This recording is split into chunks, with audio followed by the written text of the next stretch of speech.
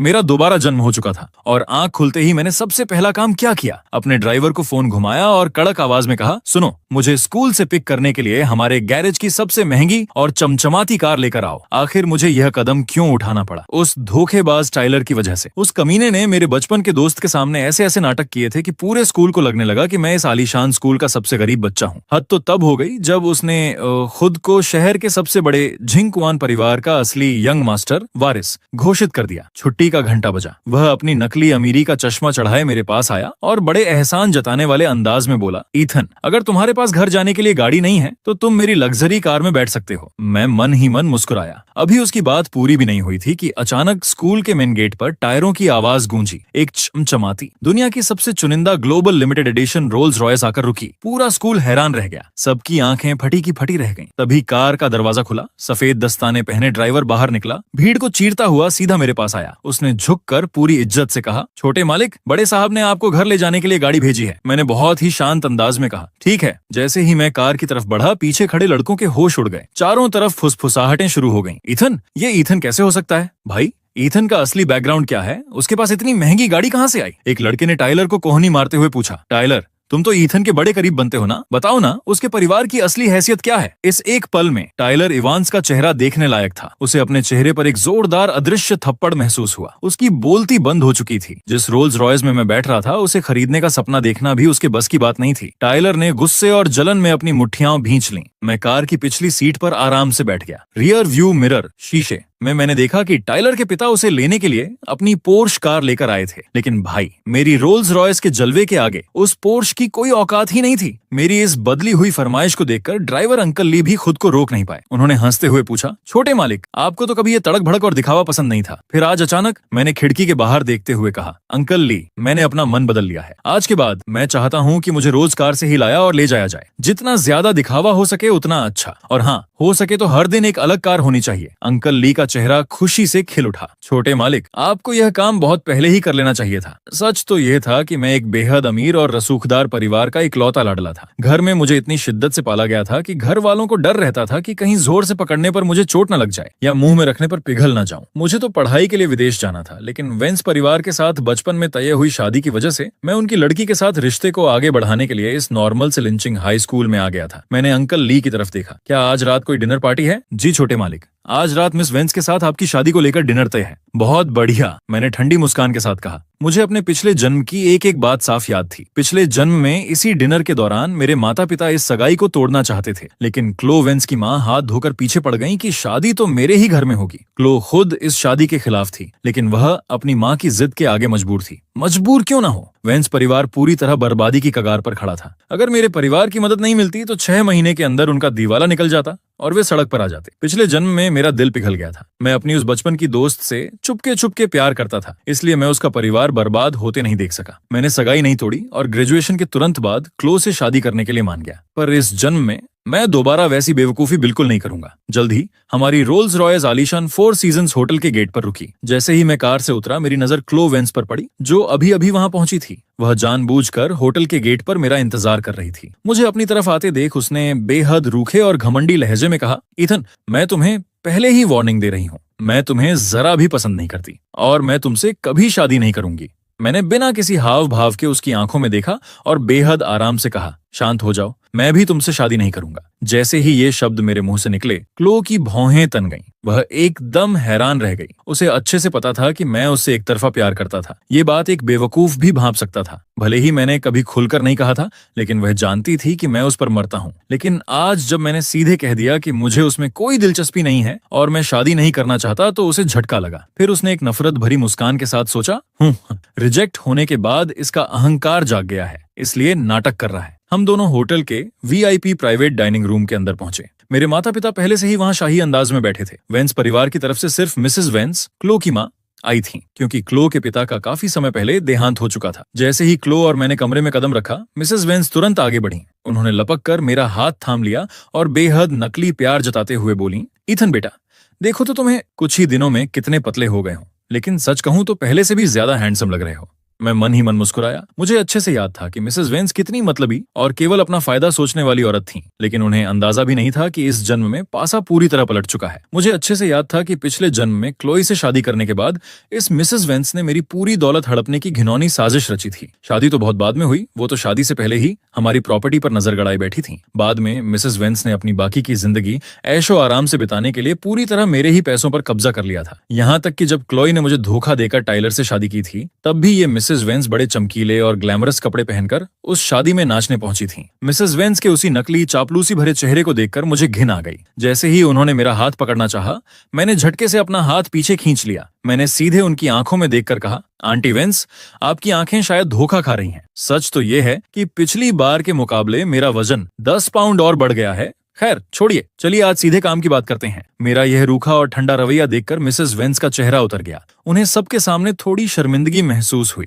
अपनी माँ की यह हालत देखकर बगल में खड़ी क्लोई को बहुत मिर्ची लगी। वह गुस्से में तमतमाकर बोली, इथन, तुम मेरी माँ से इस तरह बदतमीजी से कैसे बात कर सकते हो? मैंने बिना डरे कहा, मैं बस सच कह रहा हूँ। क्लोई, इसमें इतना परेशान होने वाली क्या बात है? मेरे इस बेरुखे जवाब पर क्लोई ने नफरत भरी हंसी हंसते हुए कहा, इथन, अपना ये यंग मास्टर वाला रोब अपने पास ही रखो, समझे? मुझे अच्छे से पता है कि तुम हमारे वेंस परिवार को नीची नजर से देखते हो। तुम्हें लगता है कि हमारा परिवार अपनी औकात से ज्यादा की उम्मीद कर रहा है। देखो, अगर तुम मुझसे शादी नहीं करना चाहते तो साफ साफ कह दो ना। ये सुनते ही मिसेस वेंस के पैरों तले जमीन खिसक गई। उन्होंने गुस्से में क्लोई के हाथ पर एक थप्पड़ मारा और डांटते हुए बोली, क्लोई, तुम अभी बच्ची हो, ये कैसी बकवास कर रही हो? चुप रहो। असल में मिसेस वेंस जानती थीं कि उनका वेंस परिवार इस समय बर्बादी के सबसे बुरे दौर से गुजर रहा था। अगर आज उन्होंने हमारे रईस परिवार का साथ खो दिया तो सिर्फ माँ बेटी मिलकर डूबते हुए वेंस परिवार को कभी नहीं बचा पाती। लेकिन क्लोई का घमंड तो 7वें आसमान पर था। उसने अपनी नाराजगी छिपाने की कोई कोशिश नहीं की और चिढ़कर बोली, माँ, मुझे मत रोको। मैंने जो कुछ भी कहा वह 100% सच है। अब पानी सिर से ऊपर जा चुका था। जैसा कि मुझे उम्मीद थी, मेरे माता पिता के चेहरे गुस्से से लाल हो गए। कुछ पल पहले तक वे जो मेहमान नवाजी का नाटक कर रहे थे, वह अब खत्म हो चुका था। अब वे चाहकर भी जबरदस्ती मुस्कुरा नहीं पा रहे थे। उन्हें अंदाजा हो गया कि क्लोई हमेशा से उनके लाडले बेटे को कितनी घटिया नजर से देखती थी। मेरी माँ ने कड़े लहजे में कहा, लगता है तुम्हारी बेटी भी मेरे बेटे से शादी नहीं करना चाहती। मिसेस वेंस, मुझे लगता है कि हमें यह शादी यहीं रद्द कर देनी चाहिए। मिसेस वेंस के तो हाथ पांव फूल गए। वो मेरे पिता के आगे हाथ जोड़ते हुए गिड़गिड़ाई, मिस्टर राइट, भाई साहब प्लीज मेरी बात सुनिए। क्लोई तो बस नादानी कर रही है, बच्ची है वो, आप प्लीज गुस्सा मत होइए। मैं खुद क्लोई से कहकर ईथन से ठीक से माफी मंगवाऊंगी। और वैसे भी क्या ईथन हमेशा से क्लोई को पसंद नहीं करता आया है? इन दोनों बच्चों के बीच बस प्रेमी प्रेमिका वाली थोड़ी बहुत अनबन हुई है ना ईथन? मिसेस वेंस ने बड़ी उम्मीद और चिंता से मेरी ओर देखा। उन्हें लगा कि मैं हमेशा की तरह क्लोई के प्यार में पिघल जाऊंगा। लेकिन मैंने बेहद बेपरवाही से कहा, आंटी, आप बहुत बड़ी गलतफहमी में हैं। क्लोई और मेरे बीच हमेशा सिर्फ बचपन के दोस्तों जैसा ही लगाव रहा है, कोई प्यार व्यार नहीं है। और रही बात शादी की, तो अभी अभी होटल के गेट पर क्लोई ने मुझे साफ साफ बता दिया कि वह मुझे जरा भी पसंद नहीं करती और मुझसे कभी शादी नहीं करेगी। और सच कहूं तो मैं भी बिल्कुल वैसा ही महसूस करता हूं। कमरे में सन्नाटा छा गया। मैंने गहरी सांस ली और आखिरी हथौड़ा मारा। इसलिए मैं आज यहाँ आप सबके सामने सब कुछ साफ करने आया हूँ। मैं क्लोई के साथ ये सगाई यहीं और इसी वक्त तोड़ रहा हूँ। मेरी ये बात सुनते ही मिसेस वेंस के होश उड़ गए और क्लोई तो मानो वहीं पथरा गई, जैसे उसे सांप सूंघ गया हो। वह पूरी तरह अवाक थी। उसे अपने घमंड पर पूरा भरोसा था। वह जानती थी कि मैं उससे चुपके चुपके पागलों की तरह प्यार करता था और उसे मनाने की हर मुमकिन कोशिश करता था। उसे समझ नहीं आ रहा था कि जो लड़का कल तक उसके पीछे घूमता था, वह आज अचानक इतनी आसानी से सगाई तोड़ने के लिए कैसे मान गया। यहाँ तक कि मेरे माता पिता भी हैरान रह गए। मैं बचपन से ही बहुत जिद्दी रहा हूँ। पिछले जन्म में वे मुझे लगातार समझाते रहे कि वेंस परिवार की लड़की से शादी मत करो, लेकिन मैंने उनकी एक नहीं सुनी थी। आज अचानक मुझे अपना मन बदलते देख वे भी दंग थे। मैंने वेंस परिवार को आखिरी बार देखा और कहा, आंटी, अब हम यहाँ खाने के लिए नहीं रुकेंगे। और हाँ, आज के बाद हमारे दोनों परिवारों को एक दूसरे से दूरी बनाकर रखनी चाहिए। ये कहकर मैं तुरंत खड़ा हो गया और अपने माता पिता के पास चला गया। मम्मी, पापा, चलिए यहाँ से। अपने माता पिता को ठीक अपने सामने सही सलामत बैठे देखकर मेरी आंखें भर आईं। पिछले जन्म में मेरी इसी जिद की वजह से क्लोई को हमारे परिवार को बर्बाद करने का मौका मिला था। साफ साफ कहूँ तो क्लोई एक आस्तीन की सांप और एहसान फरामोश भेड़िया थी। पिछले जन्म में मेरे माता पिता ने डूबते हुए वेंस परिवार की करोड़ों रुपए देकर मदद की थी। फिर भी बाद में जब हमारे पैसों की बदौलत वेंस परिवार ताकतवर हो गया और क्लोई को पूरी सत्ता और रुतबा मिल गया, तो उस अकृतज्ञ औरत ने सबसे पहले हमारे ही परिवार के बिजनेस को बर्बाद करके रख दिया। क्योंकि क्लोई के अंदर घमंड कूट कूट कर भरा था और उसकी सोच बहुत छोटी थी, इसलिए उसे हमेशा लगता था कि मेरे माता पिता ने जो मेरी शादी उससे करवाई थी वह वेंस परिवार के लिए एक बेइज्जती की बात थी। उसे लगता था कि हमारे परिवार ने उस पर कोई एहसान थोप दिया था, इसलिए जैसे ही उसे ताकत मिली वह हमारे परिवार को खत्म करने और अपनी उस तथाकथित बेइज्जती के दाग को मिटाने के लिए पागल हो गई। मैंने मन ही मन कसम खाई, उसके जैसी मतलबी औरत हमारे परिवार से जरा सी भी मदद पाने की हकदार नहीं है। रात के खाने के लिए जब हम घर लौटे तो मैंने तय किया कि मुझे अब अपनी सेहत पर ध्यान देना है और अपना वजन कम करना है। मेरी माँ ने मेरे सगाई तोड़ने के फैसले पर एक भी कड़वा शब्द नहीं कहा। वह मुस्कुराई और चुपचाप रसोई से खाने की एक प्लेट लेकर मेरे कमरे में आ गईं। मेरे सामने टेबल पर उबली हुई सब्जियां और झींगे प्रॉन्स रखे थे। उन्हें देखकर मैं थोड़ी देर के लिए हिचकिचाया। तभी मेरी माँ ने मेरे सिर पर हाथ फेरा और बड़े ही प्यार भरी आवाज में कहा, बेटा, चाहे तुम कितना भी वजन कम करना चाहो, तुम खाना नहीं छोड़ सकते। अब से मैं खुद शेफ से कहकर तुम्हारे लिए एक स्पेशल डाइट मेनू तैयार करवाऊंगी। ये सुनते ही मेरी आंखों से आंसू छलक पड़े। मम्मी और पापा का मेरे साथ होना दुनिया का सबसे खूबसूरत एहसास था। इस दोबारा मिली जिंदगी को जीने के बाद मुझे आखिरकार समझ आया कि परिवार की असली अहमियत क्या होती है। पिछली जिंदगी में मैं अपने बढ़े हुए वजन और लुक को लेकर हमेशा हीन भावना, इनसिक्योर से घिरी रहती थी। मैंने अपने माता पिता से मिलने वाले सच्चे और बेपनाह प्यार को पूरी तरह नजरअंदाज कर दिया था और नकली प्यार पाने की उम्मीद उन बाहरी और मतलबी लोगों से लगा रखी थी। मैंने अपनी माँ की तरफ देखा और रोते हुए कहा, थैंक यू सो मच माँ। मैंने अपना सिर झुकाया और आंखों में खुशी के आंसू लिए उन उबली हुई सब्जियों के बड़े बड़े कौर खाने लगी। अब मुझे वेंस परिवार का नामो निशान अपनी जिंदगी से मिटाना था। मैंने पक्का मन बना लिया कि चाहे कुछ भी हो जाए, अगले 3 महीनों में मुझे अपना वजन कम करना ही है। अगले दिन भूख के मारे मेरी हालत इतनी खराब थी कि मेरा सिर चकरा रहा था। लेकिन जैसे ही मैंने हिम्मत करके वजन नापने वाली मशीन पर पैर रखा, मेरी आंखें फटी की फटी रह गईं। मेरा वजन अचानक 5 पाउंड कम हो चुका था। खुशी तो बहुत हुई, लेकिन मैं बहकी नहीं। मुझे अच्छे से पता था कि यह सिर्फ शरीर का पानी, वाटर वेट कम होने की वजह से हुआ है। असली चर्बी घटाना एक लंबी तपस्या है और मैं इसमें जरा भी डील देने के मूड में नहीं थी। अब स्कूल में मेरा रुतबा बदल चुका था। रोजाना नई नई लग्जरी कारों में मेरा आना जाना देखकर दूसरे स्टूडेंट्स के सीने पर सांप लौट रहे थे। मैं जैसे ही क्लास में अपनी डेस्क पर बैठी, टाइलर रेंगता हुआ मेरे पास आया और उसने बड़ी हमदर्दी जताते हुए चॉकलेट का एक महंगा डिब्बा मेरी तरफ बढ़ा दिया। उसे देखकर मेरे दिमाग की बत्ती जली। कम उम्र में मैं अपने शरीर को लेकर थोड़ी परेशान जरूर रहती थी, लेकिन सच कहूं तो मैं बचपन में ज्यादा मोटी नहीं थी। बाद में अचानक अजीब तरीके से मेरा वजन बढ़ने लगा था। उस समय मुझे लगा कि शायद पढ़ाई के तनाव की वजह से ऐसा हो रहा है, लेकिन अब दोबारा जन्म लेने के बाद मुझे समझ आया कि दाल में कुछ काला नहीं, बल्कि पूरी दाल ही काली है। मेरे मोटे होने का समय ठीक उसी समय से शुरू हुआ था जब मेरी जिंदगी में टाइलर आया था। वह कमीना मुझे स्वादिष्ट खाने का लालच तो देता ही था, लेकिन साथ ही मेरा वजन बढ़ाने के लिए चुपके से किसी दवा का भी इस्तेमाल कर रहा था। टाइलर ने बड़े प्यार से मक्खन लगाते हुए कहा, ईथन यार, मेरे साथ इतनी औपचारिकता मत दिखाओ। मैं देख रहा हूँ कि तुम वजन कम करने के लिए कितनी जान लगा रही हो। लो, एक छोटा सा टुकड़ा खा लो, इससे कोई नुकसान नहीं होगा। ये कहते हुए उसने जबरदस्ती चॉकलेट मेरे हाथ में थमा दी। उसे अंदाजा भी नहीं था कि इस बार उसका पाला पुराने ईथन से नहीं था। मैं अचानक जोर से चिल्ला पड़ी।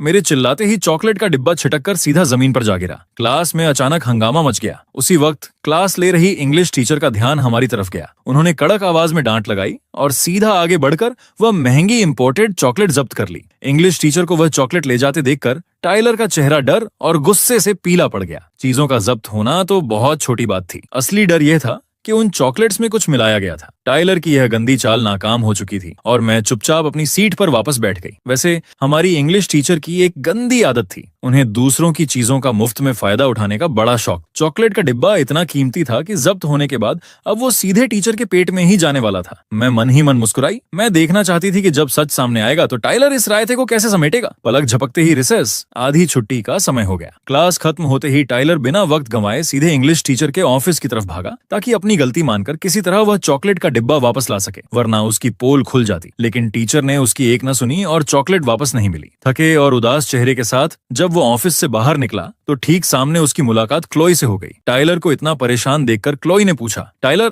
तुम ऑफिस के चक्कर क्यों काट रहे हो? क्या हुआ? टाइलर ने मनगढ़ंत वजह बता दी। जैसे ही क्लोई ने मेरे बारे में सुना, वह थोड़ी असहज और चिढ़ गई। उसने टाइलर का हाथ पकड़कर कहा, टाइलर, तुम्हें आगे भी उस ईथन से दूरी बनाकर रखनी चाहिए। क्या तुम भूल गए कि पिछली बार स्विमिंग पूल में क्या हुआ था? तुमने खुद मुझे बताया था ना कि ईथन ने ही तुम्हें जानबूझकर पानी में नीचे खींचा था। उसकी नीयत शुरू से ही खराब है। ऐसे घटिया इंसान से दोस्ती रखने की कोई जरूरत नहीं है। क्लोई को इस तरह अपने बचाव में खड़े देखकर टाइलर के दिल में लड्डू फूटने लगे। लेकिन पिछले कुछ दिनों से मुझे चमचमाती लग्जरी कारों में आते जाते देखकर टाइलर के पेट में जो मरोड़ उठ रही थी वह खुद को रोक नहीं पाया। उसने दबी आवाज में पूछा, क्लोई, मैं एक बात पूछना चाहता था, क्या ईथन का परिवार सच में बहुत अमीर है?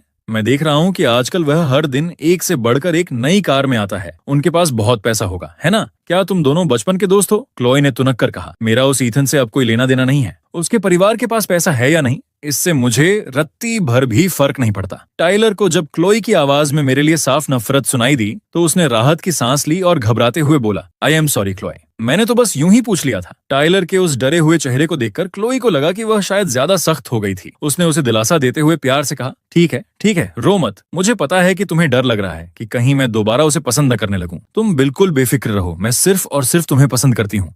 मैं ईथन जैसे बदसूरत, मोटे और अजीब इंसान को कभी अपनी जिंदगी में घास भी नहीं डालूंगी। ये सुनते ही टाइलर के कान शर्म से लाल हो गए। वह खुशी से गदगद हो गया। क्लोई मुस्कुराई और आगे बढ़कर टाइलर की बाहों में समा गई। दोनों एक दूसरे में खोए ही थे कि अचानक टाइलर की नजर क्लोई के कंधे के पीछे खड़ी एक परछाई पर पड़ी।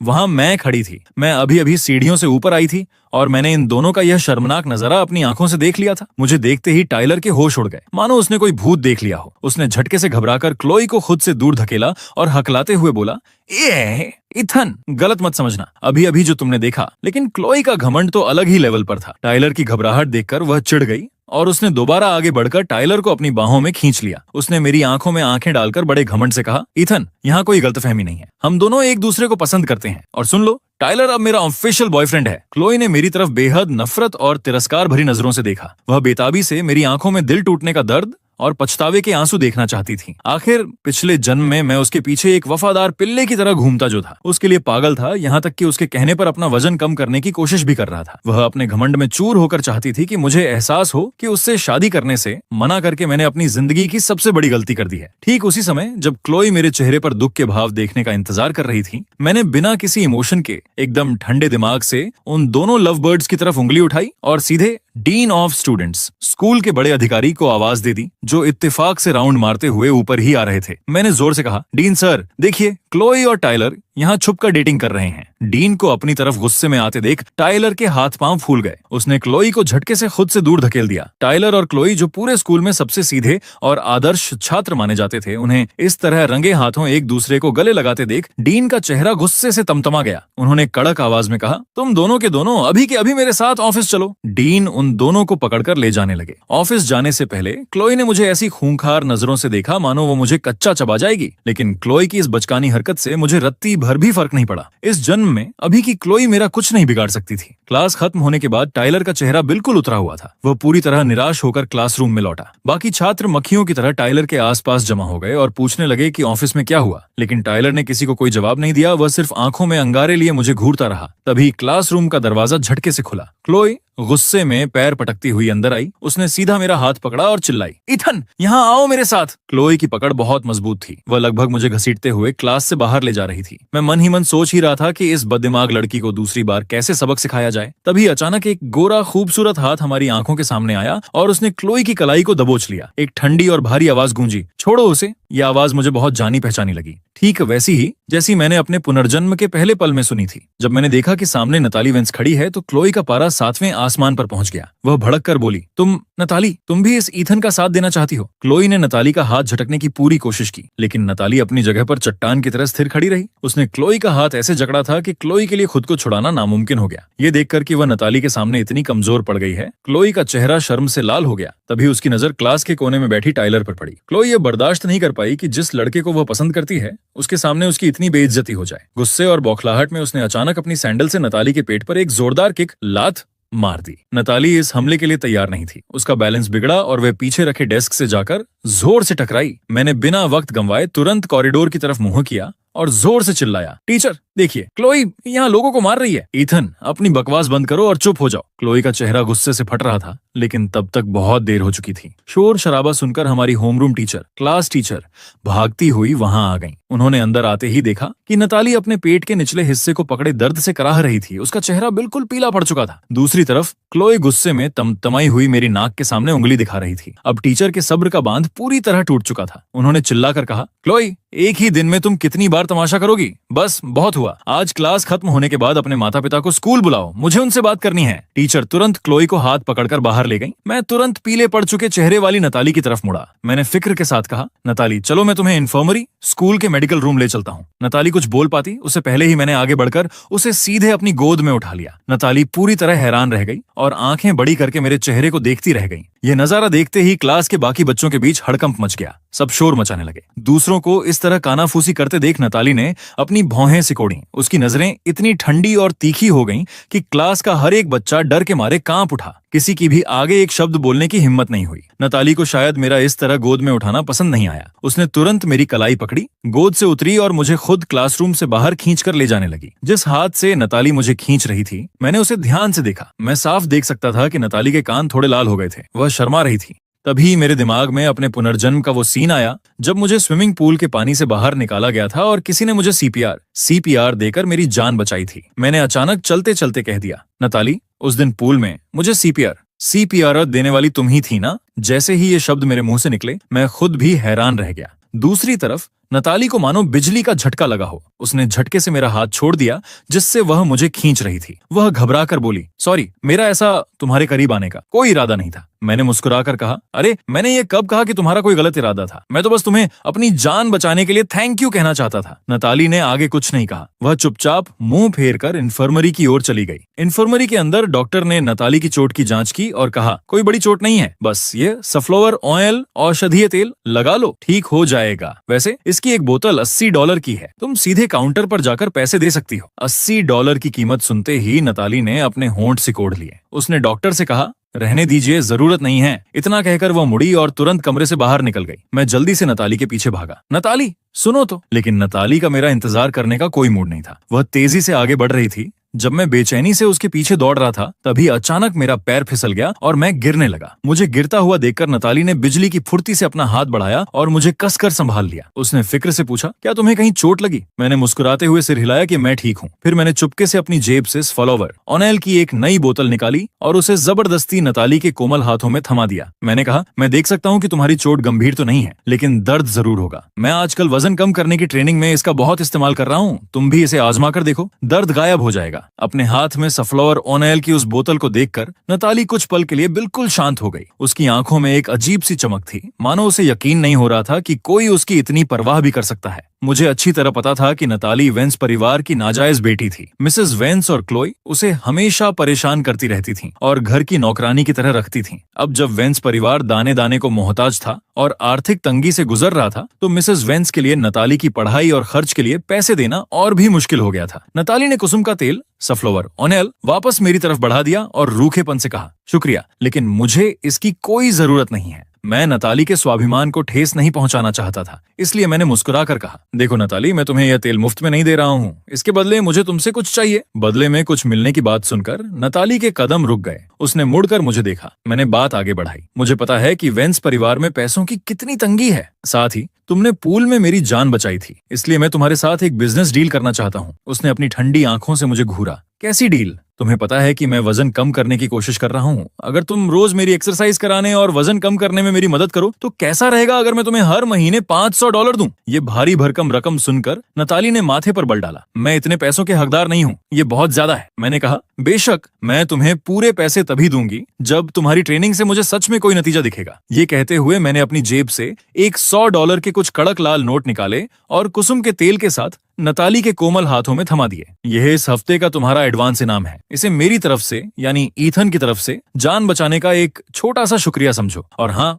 अब से हर दिन लंच ब्रेक में और दोपहर की छुट्टी के समय एक्सरसाइजन के लिए ग्राउंड में मेरा इंतजार करना। नताली के हाँ कहने से पहले ही अचानक क्लास की घंटी टन टन करके बज गई। मैंने नताली का हाथ खींचा और क्लासरूम की तरफ दौड़ने लगा। जल्दी करो नताली, क्लास शुरू हो रही है। जब मैं अपनी क्लासे में वापस लौटा तो देखा कि अभी तक टीचर नहीं आए थे, लेकिन मेरी डेस्क और कुर्सी किसी ने बेरहमी से जमीन पर पलट दी थी। मेरी किताबें, बैग और सारा सामान जमीन पर कचरे की तरह बिखरा पड़ा था। ये खौफनाक नजारा देखकर मेरा चेहरा गुस्से से तमतमा उठा, आंखें लाल हो गईं। उसी समय क्लासरूम के सारे बच्चे अपनी सांसें रोककर मुझे ही देख रहे थे। मैंने पूरी क्लास को घूरते हुए दहाड़ लगाई, सामने आओ, किसने किया है ये सब? जैसे ही मेरे मुंह से ये शब्द निकले, पूरे क्लासरूम में मौत का सन्नाटा छा गया। किसी की छू तक करने की हिम्मत नहीं हुई। तभी टाइलर का चमचा केविन जो अपनी सीट पर अकड़ते हुए और कॉलर ऊंचा करते हुए बोला, अरे कौन जाने भाई, शायद हवा का झोंका आया हो और डेस्क खुद ब खुद गिर गई हो, लेकिन जो भी हो, क्लास के चुगलखोरों को तो ऐसी सजा मिलनी ही चाहिए। केविन का यह घमंडी रवैया देखकर मुझे एक सेकंड में समझ आ गया कि यह सारा रायता इसी ने फैलाया है, क्योंकि केविन हमेशा टाइलर की चापलूसी करता था। मैंने एक फीकी खतरनाक हंसी हंसी। मैं बिना कुछ बोले सीधे आगे बढ़ा और बिना वक्त गंवाए जोर से लात मारकर केविन की पूरी डेस्क ही पलट दी। किताबें और पेन पेंसिल हवा में उड़ गए। केविन डर के मारे अपनी कुर्सी से 2 फीट ऊपर उछल पड़ा। वह चिल्लाया, ईथन, क्या तुम पागल हो गए हो? मैंने उसकी बात का जवाब अपने पैर से दिया। मैंने एक और जोरदार लात मारी और केविन की कुर्सी को भी जमीन पर गिरा दिया। तुरंत ही केविन के डर और दर्द की चीखें पूरे क्लासरूम में गूंजने लगीं। मैंने उसे खूंखार नजरों से घूरा और पूरी क्लास की तरफ देखकर कहा, बकवास बंद करो। मैं तुम सबको आखिरी चेतावनी दे रहा हूँ। अगर तुम नहीं चाहते कि तुम्हारे माता पिता को एक एक करके स्कूल में घसीटा जाए, तो आज के बाद मेरी डेस्क की किसी भी चीज को छूने की हिमाकत मत करना। मैं ईथन राइट, कोई ऐसा वैसा ऐरा गहरा इंसान नहीं हूँ जिससे तुम पंगा लेकर बच जाओगे, समझे? ये देखकर टाइलर अपनी सीट से खड़ा हो गया, मानो वह दुनिया का सबसे शरीफ और नेक इंसान हो। उसने ऊंची आवाज में कहा, ईथन, तुम अपनी हद पार कर रहे हो। हम सब यहाँ क्लासमेट्स हैं। तुम अपने ही क्लासमेट को इस तरह सबके सामने कैसे डरा धमका सकते हो? मैंने उसकी तरफ देखा और हंसते हुए कहा, टाइलर, तुम तो चुप ही रहो। तुमने ही चुपके से स्कूल में डेटिंग करके सारे नियम तोड़े थे, फिर भी तुम यहाँ शरीफ बनने का घटिया नाटक कर रहे हो और अपने दोस्तों को मुसीबत में डाल रहे हो। अगर मैं आज तुम्हारी और क्लोई की डेटिंग वाली बात प्रिंसिपल सर को खुलकर बता दूं, तो तुम्हारी इस आशिकी की वजह से इन सबको सजा, डिमेरिट मिल जाएगी। क्या तुम अपने दोस्तों के साथ ऐसा ही बर्ताव करते हो? ये सुनते ही टाइलर का चेहरा गुस्से और शर्म से पीला पड़ गया। मेरी इस नैतिकता वाली बात ने उसके ढोंग की धज्जियां उड़ा दी थीं। टाइलर को भीगा बिल्ली बनकर चुप खड़ा देखकर केविन फिर से उसकी चापलूसी करने के लिए आगे आया। ईथन, बकवास बंद करो। हमें बस तुम्हारा यह नया रूप पसंद नहीं आया। इसका टाइलर से कोई लेना देना नहीं है। मैंने कहा, ओह अच्छा, तो तुम खुद मान रहे हो कि आज तुमने ही मेरी डेस्क गिराई थी? सुन लो केविन, आज तुमने मेरी डेस्क गिराने की हिम्मत की है, कल को तुम मुझे जान से मारने या चोट पहुंचाने की भी हिम्मत करोगे। मुझे लगता है कि मुझे सिर्फ टीचर को ही नहीं, बल्कि सीधे पुलिस को बुलाना चाहिए। जैसे ही पुलिस का नाम मेरे मुंह से निकला, केविन का चेहरा डर के मारे सफेद पड़ गया। उसके पसीने छूट गए। मुझे क्लास से बाहर जाते देख वह घबरा कर आगे बढ़ा और उसने मेरा हाथ कसकर पकड़ लिया। ईथन, वहीं रुको, मेरी बात सुनो। ठीक उसी पल क्लास के दरवाजे से चीनी भाषा के टीचर अंदर आ चुके थे और उन्होंने आते ही देख लिया कि केविन मुझे जबरदस्ती खींच रहा है। टीचर चिल्लाए, ईथन, ये देखो। केविन के उस जोरदार झटके के कारण मेरा बैलेंस बिगड़ा और मैं सीधे उस डेस्क से जा टकराया जो जमीन पर गिरी हुई थी। मुझे इस तरह गिरते देख चीनी भाषा के टीचर मेरी मदद के लिए तेजी से आगे भागे। उन्होंने मुझे उठाया और पूछा, ईथन, क्या तुम ठीक हो? कहीं चोट तो नहीं लगी? मैंने अपना चेहरा थोड़ा उदास बनाया और सिर हिलाते हुए कहा, टीचर, मैं ठीक हूँ। टीचर ने गुस्से में पूरी क्लास को देखा। आखिर यहाँ क्या बवाल मच रहा है? क्लासरूम की ये हालत किसने की? इतनी अव्यवस्था क्यों है? केविन और उसके सारे साथी एक तरफ दुबक कर खड़े हो गए। उनका पूरा शरीर डर के मारे अकड़ गया था। उनमें सच बोलने की रत्ती भर भी हिम्मत नहीं थी। वे बस तनाव भरी और डरी हुई नजरों से मुझे देख रहे थे कि अब ईथन हमारी शिकायत करेगा और हम सस्पेंड हो जाएंगे। वे मेरे जवाब का इंतजार कर रहे थे। मैंने केविन और उसके चमच्चों की ओर देखा। मैं मन ही मन मुस्कुरा रहा था क्योंकि मेरा मकसद पूरा हो चुका था। मैंने उन्हें अपनी ताकत का ट्रेलर दिखा दिया था। मैंने टीचर से कहा, सर, रिसेस के दौरान हमारे बीच थोड़ी सी गलतफहमी हो गई थी, लेकिन अब हमने आपस में बात करके उसे सुलझा लिया है ना केविन? ये सुनकर कि मैंने उनकी शिकायत नहीं की और उन्हें बचा लिया, केविन और बाकी लड़कों के होश उड़ गए। वे पूरी तरह अवाक और हैरान रह गए। चीनी भाषा के टीचर को मेरी बात पर पूरी तरह यकीन तो नहीं हुआ, फिर भी उन्होंने मुझे उठने में मदद की और कड़े लहजे में कहा, देखो, जब तक छोटी मोटी गलतफहमी आपस में दूर हो जाती है तब तक तो ठीक है, लेकिन अगर मुझे पता चला कि कोई यहाँ जानबूझकर बदला लेने की कोशिश कर रहा है। ये कहते हुए चीनी भाषा के टीचर ने सीधे टाइलर की तरफ घूर कर देखा। दरअसल टाइलर और क्लोई की गुपचुप डेटिंग की खबर पूरे टीचर्स स्टाफ रूम में आग की तरह फैल चुकी थी। टीचर की उस संदेहास्पद और तीखी नजर को देखकर टाइलर बहुत असहज महसूस करने लगा। उसे समझ आ गया कि अब उसकी इज्जत दांव पर है। क्लास खत्म हुई। जैसे ही मैं रोज की तरह मैदान में दौड़ने रनिंग करने जाने लगा तो टाइलर खुद चलकर दबे पांव मेरे पास आया। इस बार उसके चेहरे पर घमंड नहीं, बल्कि एक गहरा अपराध बोध और डर साफ दिखाई दे रहा था। टाइलर दबे पांव मेरे पास आया और उसने बड़ी ही चालाकी से अपना हाथ मेरे कंधे पर रख दिया। वह अपनी नकली हमदर्दी दिखाते हुए बोला, ईथन यार, जब केविन और बाकी लोग तुम्हें परेशान कर रहे थे तो मैंने उन्हें रोकने की कोशिश की थी, लेकिन मैं उन्हें रोक नहीं पाया। मुझे सच में माफ कर दो भाई। तुम्हें कहीं चोट तो नहीं लगी ना? मैंने उसे बहुत ही बेरुखी और ठंडी नजरों से घूरा और कहा, क्या मेरी चोट से तुम्हारा कोई लेना देना है? ये कहकर मैं आगे बढ़ने ही वाला था कि टाइलर घबराकर सीधे मेरे सामने आ खड़ा हुआ। वह थोड़ा ऊंची आवाज में बोला, आइथन यार, जब मैंने अपनी गलती मान ली है तो बस अब मुझे माफ भी कर दो। आखिर हम दोनों सबसे अच्छे दोस्त हैं। वैसे मैं जानता हूं कि जब क्लोई ने मुझे अपनी फीलिंग्स बताई तो तुम दिल ही दिल में बहुत नाराज हो गए थे और इसीलिए तुमने गुस्से में आकर डीन सर से हमारी शिकायत कर दी। लेकिन यार, भावनाओं के मामले में तो जबरदस्ती नहीं की जा सकती ना। टाइलर ने जानबूझकर ये सब इतनी जोर से कहा ताकि कॉरिडोर हॉलवे में खड़े बाकी सभी छात्र सुन सकें और सबको लगे कि मैं जलन के मारे यह सब कर रहा हूं। मैंने आसपास खड़े लोगों के चेहरों पर नजर डाली जो इस गपशप का मजा लेने के लिए उत्सुक थे। मैं हल्का सा मुस्कुराया। मैंने टाइलर की आंखों में देखते हुए कहा, क्लोई की बात कर रहे हो? अरे वो तो बस एक ऐसी चीज थी जिसे मैं अपनी जिंदगी में अब और नहीं चाहता था। अगर तुम्हें वह इतनी ही पसंद है तो रखो, वह तुम्हारी हुई। ये कड़क शब्द कहकर मैं टाइलर को वहीं छोड़ते हुए उसके कंधे के पास से गुजर गया। वह एक पल के लिए एकदम सन्न रह गया। उसके दिमाग में एक ही बात गूंज रही थी, ऐसी चीज जिसे मैं नहीं चाहता था। इस मोटे ईथन के इस वाक्य का आखिर क्या मतलब था? ठीक उसी समय क्लोई बहुत ही रो उतरा हुआ चेहरा लेकर डीन के ऑफिस से बाहर निकली। होम रूम टीचर ने सजा के तौर पर उसे पूरे क्लास पीरियड तक ऑफिस के बाहर खड़ा रखा था और तो और उसके क्रेडिट पॉइंट्स भी काट लिए थे। मुझे देखते ही वह गुस्से में बुदबुदाई, ईथन। मैं वहीं रुक गया। मैंने देखा कि क्लोई ने अपनी बड़ास निकालने के लिए एक झटके में टाइलर का हाथ थाम लिया। वह चिल्लाकर बोली, आज से टाइलर मेरी यानी क्लोई वेंस का ऑफिशियल बॉयफ्रेंड है। अब कोई भी हमें अलग करने के बारे में सोचे भी नहीं। मैंने मुड़कर टाइलर को देखा और मन ही मन उसकी औकात पर हंसा। अपनी पिछली जिंदगी में क्लोई कई सालों तक टाइलर से बहुत प्यार करती थी, लेकिन ऐसा सिर्फ इसलिए था क्योंकि वो जवानी के दिनों में उसे पा नहीं सकी थी। जैसा कि कहावत है, जो चीज आप आसानी से हासिल नहीं कर पाते वह आपको जिंदगी भर अपनी तरफ खींचती है, लेकिन जब आप इसे असल में पा लेते हैं तो पता चलता है कि वह उतनी अच्छी भी नहीं थी। खासकर इसलिए क्योंकि वेंस परिवार अब पूरी तरह दिवालिया होने की कगार पर खड़ा था और टाइलर कोई अमीर खानदान का लड़का नहीं बल्कि बस एक ड्राइवर का बेटा था। भविष्य में उन्हें कितनी कंगाली और मुश्किलों का सामना करना पड़ेगा, ये टाइलर के रईसी वाले झूठ से कहीं ज्यादा खौफनाक होने वाला था। उनके इस आशिकी के रिश्ते का अंजाम क्या होगा ये मैं अच्छे से समझ सकता था। इसलिए उन्हें पूरी तरह से नजरअंदाज करके मैं मुस्कुराता हुआ वहां से चला गया। दोपहर में जैसे ही आखिरी पीरियड खत्म हुआ, मैं क्लास एफ के दरवाजे पर जाकर खड़ा हो गया और नताली का इंतजार करने लगा। उसी समय मेरी नजर स्कूल के कॉरिडोर पर पड़ी। मिसेस वेंस, क्लोई की माँ, गुस्से में पैर पटकती हुई स्कूल के अंदर आ रही थीं। कुछ ही देर में ऑफिस के बाहर तमाशबीनों की भारी भीड़ जमा हो गई।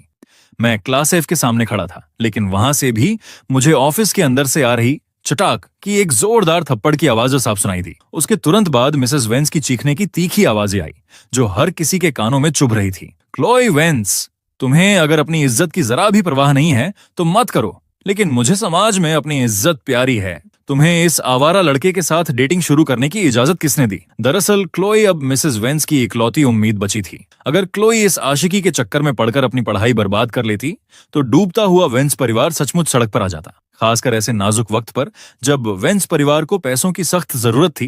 क्लोई राइट परिवार के वारिस मुझसे को छोड़कर एक गरीब लड़के के प्यार में पड़ गई थी। हमारे राइट परिवार के अलावा इस मुश्किल घड़ी में भला वेंस परिवार की मदद और कौन कर सकता था? तभी नताली की एकदम साफ और शांत आवाज मेरे कानों में पड़ी। जैसे ही मैं मुड़ा, नताली ठीक मेरे सामने खड़ी थी। उसने बिना समय गंवाए कहा, चलो पूल की तरफ चलते हैं। मैंने तुम्हारी बॉडी का साइज देखा है। वजन घटाने के लिए अगर तुम इस शरीर से अभी रनिंग, दौड़ना करोगे तो उसका असर बहुत कम होगा और तुम्हारे घुटनों को भी भारी नुकसान पहुंचेगा। तुम्हारे भारी शरीर के लिए अभी तैराकी, स्विमिंग करना सबसे ज्यादा सही रहेगा। मैंने तुरंत मौका देखकर कहा, तो फिर चलो मेरे घर चलते हैं। मेरे घर पर एक बहुत बड़ा और आलीशान पर्सनल पूल है। यह अचानक मिला न्योता सुनकर नताली एक पल के लिए ठिठक गई। वह थोड़ी झिनकी। मैंने उसका संकोच दूर करने के लिए तुरंत अपनी जेब से $50 का एक नोट निकाला और उसके हाथ में थमाते हुए कहा, चिंता मत करो नताली, आने जाने का सारा खर्च मैं उठाऊंगा। नताली ने अपने हाथ में उस $50 के नोट को देखा, कुछ पल के लिए शांत रही और फिर बहुत ही स्वाभिमान के साथ वह नोट मुझे वापस लौटा दिया। उसने कहा, मुझे एडवांस पेमेंट पहले ही मिल चुका है क्योंकि मैंने तुम्हारा वजन कम करने में मदद करने का वादा किया है, इसलिए मैं तुमसे एक भी डॉलर एक्स्ट्रा नहीं लूंगा। ये देखकर मैंने भी ज्यादा जोर नहीं दिया और हम दोनों एक एक करके स्कूल के मेन गेट की ओर चल पड़े। जैसे ही हम गेट से बाहर आए, अचानक हमारे ठीक सामने मेरी वही आलीशान limited edition Rolls Royce car आकर रुकी। हमारे ड्राइवर अंकल ली ने बाहर निकलकर पूरे सम्मान के साथ खुद नताली के लिए कार का दरवाजा खोल दिया। नताली ने ऐसी महंगी गाड़ी को पहले कभी करीब से नहीं देखा था, इसलिए वह थोड़ी हिचकिचाहट और घबराहट के साथ कार की पिछली सीट पर बैठ गई। मैं भी तुरंत उसके ठीक पीछे पीछे गाड़ी में बैठ गया। मैंने नताली के चेहरे पर वह साफ दिख रही घबराहट देखी तो मेरे चेहरे पर एक प्यारी सी मुस्कान आ गई। मैंने उसका डर दूर करने के लिए हौसले से कहा, घबराओ मत नताली, मेरे मम्मी पापा बहुत ही अच्छे और दयालु इंसान हैं। उन्हें बस वो घमंडी क्लोई पसंद नहीं है, बस इतनी सी बात है। तुम्हारे साथ उन्हें कोई दिक्कत नहीं होगी। गाड़ी आकर रुकी। सामने राइट परिवार का एक बहुत ही शानदार और खूबसूरत विला था। जैसे ही नेटली और मैं कार से उतरकर मुख्य दरवाजे की तरफ बढ़े, घर के अंदर से आ रही गर्मा गर्म और स्वादिष्ट खाने की खुशबू ने हमारा स्वागत किया। खुशबू सूंघते ही मेरे मुंह में पानी आ गया। मैंने मुस्कुराते हुए नेटली से कहा, चलो पहले पेट पूजा कर लेते हैं, खाना खा लेंगे तभी तो कसरत करने की ताकत आएगी। इसकी कोई जरूरत नहीं है। नेटली अभी मना करने के लिए मुंह खोल ही रही थी कि पीछे से मेरी मम्मी की कड्डेक आवाज आई। मम्मी ने नेटली की बात बीच में ही काटते हुए मुझसे कहा, एथन जल्दी करो, अपने जूते बदलो और सीधे डाइनिंग टेबल पर आओ। जैसे ही मम्मी बरामदे की तरफ बढ़ी, अचानक उनकी नजर मेरे पास खड़दी नेटली पर पड़ी। वो चौंक गईं। नेटली, तुम यहाँ? तभी मेरे पापा भी सीढ़ियों से उतरकर नीचे आ रहे थे। नेटली को मेरे साथ देखकर उनके तो होश ही उडेज गए। वह मन ही मन सोचने लगे, मेरा बेटा तो वेंस परिवार के लोगों से सख्त नफरत करता था, फिर अचानक यह नेटली वेंस के इतने करीब कैसे आ गया? माहौल को हल्का करने के लिए मैं घरेलू और दोस्ताना अंदाज में बोला, मम्मी पापा, नेटली यहाँ मेरा वजन कम कराने में मेरी मदद करने आई है। अब से हर रात डिनर पर इसके लिए भी एक थाली सजेगी। मैंने यह बात इतने हक से कही कि नेटली के पास मना करने का कोई मौका ही नहीं बचा। मेरे माता पिता ने एक दूसरे को देखा। सच कहें तो उन्हें वेंस परिवार बिल्कुल पसंद नहीं था, लेकिन अपनी तहजीब निभाते हुए उन्होंने बहुत ही प्यार से नेटली को अंदर बुलाया, जूते बदलने को कहा और खाने की मेज पर ले आए। लिविंग रूम की बड्ढी सी मेज पर 6 तरह की सब्जियां और एक गर्मा गर्म सूप सजा हुआ था, लेकिन मेरी तो डाइट चल रही थी। मैं अपने वजन को लेकर मजबूर था, इसलिए अपनी प्लेट में सिर्फ थोड़े से उबले हुए झींगे, झींगा मछली और ब्रोकली रख पाया। तभी मैंने नेटली की तरफ देखा। वह बेचारी इतनी दुबली पतली और कमजोर लग रही थी कि मुझे उस पर तरस आ गया। मैंने बिना सोचे समझे चम्मच उठाई और उसके कटोरे में ढेर सारे चावल डाल दिए। मैंने प्यार से कहा, चलो जल्दी से इसे आराम आराम से खाओ, अगर कम पड़ी है तो रसोई में और भी रखा है। नेटली ने धीरे से कहा, शुक्रिया श्रीमती राइट। जैसे ही नेटली ने चावल का आखिरी दाना खाया, वह शालीनता से उठी और झूठे बर्तन धोने के लिए रसोई की तरफ बढ़ने लगी। यह देखकर मैंने तुरंत अपनी चॉपस्टिक मेज पर पटकी और रसोई की तरफ दौड़ियाच लगा दी। मैंने आवाज दी, नानी वो बर्तन। नानी वो तुरंत भागते हुए आईं और नेटली के हाथ से बर्तन ले लिए। उन्होंने मुस्कुराकर कहा, मिस वेंस, आप ये सब मुझ पर छोड़ दीजिए, मैं कर लूंगी। नेटली ने कुछ कहने के लिए अपना मुंह खोला, लेकिन इससे पहले कि वह कुछ बोल पाती बहुत देर हो चुकी थी। मैंने उसका हाथ पकड़ा और उसे खींचते हुए सीधे घर के पिछले हिस्से में बने स्विमिंग पूल की तरफ ले गया। जब नेटली ने उस पूल को देखा तो उसकी आंखें फटी की फटी रह गईं। वह पूल किसी स्कूल के बड्ढे से तैराकी ट्रैक जितना विशाल था। मैं अंदर गया और अपना स्विमसूट पहनकर बाहर आया। तभी नेटली ने मेरे हाथ में एक कागज थमाया। ये मेरा वेट लॉस शेड्यूल था। छुट्टियों के दिनों में उसने मेरी सेहत और शरीर के हिसाब से एक बेहद शानदार और बारीक प्लान तैयार कर लिया था। मैं तो हैरान रह गया। मैंने कहा, अरे वाह, तुमने इतनी जल्दी इसे बना भी लिया। मैंने उस चार्ट को ध्यान से देखा। उसमें छोटी से छोटी बात लिखी हुई थी। मुझे रोज क्या खाना है, कितना पानी पीना है और कितनी देर कसरत करनी है, सब कुछ तय था। नेटली ने बहुत ही संजीदगी से मुझसे कहा, वजन घटाने का मतलब खुद को भूखा मारना नहीं होता। तुमने आज रात बहुत कम खाना खाया है। तुम्हें खीरे और चेरी टमाटर ज्यादा खाने चाहिए। लौकी, तुरई और मक्का जैसी चीजें भी सेहत के लिए अच्छी हैं। हाँ, लेकिन पेट ठूंस ठूंस कर नहीं खाना है। शुरुआत के दिनों में तुम्हें हर रात थोड़ी सी हल्की भूख के साथ ही सोना होगा। मैंने नासमझी में अपना सिर हिलाया, जैसे मुझे आधी बातें समझ आई हों और आधी हवा में उड़ाज गई हों। मुझे उलझन में देखकर नेटली एक पल के लिए चुप हुई, फिर हल्की मुस्कान के साथ बोली, कोई बात नहीं, मैं रोज खुद यहाँ रहकर तुम पर नजर रखूंगी, इसलिए तुम्हें बहुत ज्यादा दिमाग लगाने की जरूरत नहीं है। यह सुनकर मेरे दिल को तसल्ली मिली और मैंने हामी भर दी। इस बीच मेरे मम्मी पापा दबे पांव पीछे आ गए थे। वे दोनों कोने से सिर निकालकर बड़े गौर से हमें देख रहे थे। नेटली पूल के किनारे खड़ी होकर बड़ी गंभीरता से मेरी तैराकी पर नजर रख रही थी। पूरी कसरत के दौरान उन दोनों के बीच कोई फालतू बात नहीं हो रही थी। मम्मी ने हैरान होकर पापा के कान में फुसफुसाया, ये क्या चल रहा है? क्या ये दोनों यहाँ सच में सिर्फ कसरत करने आए हैं? पापा भी पूरी तरह चकित थे। उन्होंने कहा, कहीं ऐसा तो नहीं कि हमारे बेटे का दिल बदल गया हो? वह अब क्लो को छोड़ ढांकर इस नेटली के प्यार में पड़े अच गया है। दोनों पति पत्नी अपने ही ख्यालों में खोए हुए थे और अजीब अजीब अंदाजे लगा रहे थे। उनकी फुसफुसाहट से मेरा और नेटली का ध्यान भटक गया। मैंने पानी से अपना सिर बाहर निकाला और चिल्लाकर पूछा, मम्मी पापा, आप दोनों वहां छिपकर क्या कर रहे हैं? पकड़े जाने के डर से मम्मी पापा झेंप गए और जल्दी से कोने से बाहर आ गए। पापा ने बात संभालते हुए कहा, अरे कुछ नहीं बेटा, तुम्हारी मम्मी और मैंने तुम्हारे लिए कुछ ताजे फल काटे थे। जब तुम तैरकर थक जाओ तो इन्हें खा लेना। मम्मी ने भी हाँ में हाँ मिलाते हुए कहा, हाँ हाँ, और सुनो, अगर सिर्फ तैरने से बोर हो जाओ तो दूसरी मंजिल पर हमारा जिम है, वहाँ कसरत के बहुत सारे सामान हैं, वहाँ चले जाना। दोनों के चेहरों पर एक अजीब सी झूठी मुस्कान थी। मैं एक ही नजर में समझ गया कि मेरे माता पिता कुछ ज्यादा ही सोच रहे हैं और कहानी बना रहे हैं। मैं पूल से बाहर आया, मम्मी के हाथ से फलों की प्लेट ली और कहा, थैंक यू मम्मी, अब आप दोनों अंदर जाइए और प्लीज हमें देखना बंद कीजिए। मैंने हल्के से उन्हें अंदर की तरफ धकेला। उनके जाने के बाद मैंने नेटली की तरफ देखा और शर्माते हुए कहा, चलो शुरू करें। मैंने ऐसा नाटक किया जैसे मुझे कोई फर्क ही नहीं पड़ी डीडेच रहा और मैं मजे से तैर रहा हूँ, लेकिन सच तो ये था कि मुझे अंदर ही अंदर बहुत शर्म आ रही थी। और हुआ भी यही। जैसे ही मैंने पानी से अपना सिर दोबारा बाहर निकाला, मेरी आंखें सीधे नेटली की गहरी और संजीदा आंखों से जा टकराईं। वह मुझे ही देख रही थी। घबराहट में मेरे मुंह से एक अजीब सी बेवकूफाना हंसी निकल गई। मैंने सकपकाते हुए कहा, अम्मा तुम भी कुछ फल खा लो। हाँ, और शर्म के मारे मैंने तुरंत अपना सिर वापस पानी के अंदर डुबो लिया। नेटली ने कुछ नहीं कहा, लेकिन पानी के अंदर जाने से ठीक पहले मैंने देखा, शर्म के मारे उसके कानों के किनारे बिल्कुल लाल हो चुके थे। इसके बाद पूरे 7 दिनों तक नेटली और मैं स्कूल खत्म होने के बाद हर शाम एक साथ मेरे घर आने लगे। लेकिन अच्छी बात यह थी कि स्कूल में इस बात पर किसी का ध्यान नहीं गया, क्योंकि उस वक्त पूरे स्कूल के बच्चे सिर्फ क्लो और टाइलर के ड्रामे और उनकी बातों में खोए हुए थे। उस दिन स्कूल में ऐसा हंगामा हुआ कि हर कोई दंग रह गया। क्लोई ने टाइलर के चक्कर में अपने ही घर वालों से इतना बड़ा झगड़ा कर लिया कि बात हाथ से निकल गई। उसने चिल्लाकर यहाँ तक कह दिया कि वह वेंस खानदान की जायदाद और अपनी वारिस की गद्दी छोड़ देगी। ये सुनकर उसकी माँ मिसेस वेंस सदमे के मारे लगभग अस्पताल पहुंचने की हालत में आ गई थी। स्कूल के टीचर भी क्लोई और टाइलर की हरकतों के आगे पूरी तरह बेबस थे। एक दिन जैसे ही मैं स्कूल पहुंची, एक स्टूडेंट घबराया हुआ अंदर भागा और चिल्लाया, अरे नहीं, बहुत बड़ी गड़बड़ हो गई है। ये सुनते ही मेरे दिमाग में सबसे पहले और इंग्लिश टीचर का ख्याल आया। पूरे 7 दिन बीत चुके थे और अब तो धमाका होना ही था। बाकी स्टूडेंट्स को अंदाजा नहीं था कि बात क्या है, लेकिन मजा लेने और इस ड्रामे को देखने के लिए सब के सब एकेडमिक बिल्डिंग की तरफ दौड़ पड़े। जैसे ही सब ऑफिस के पास पहुंचे, अंदर से इंग्लिश टीचर की तीखी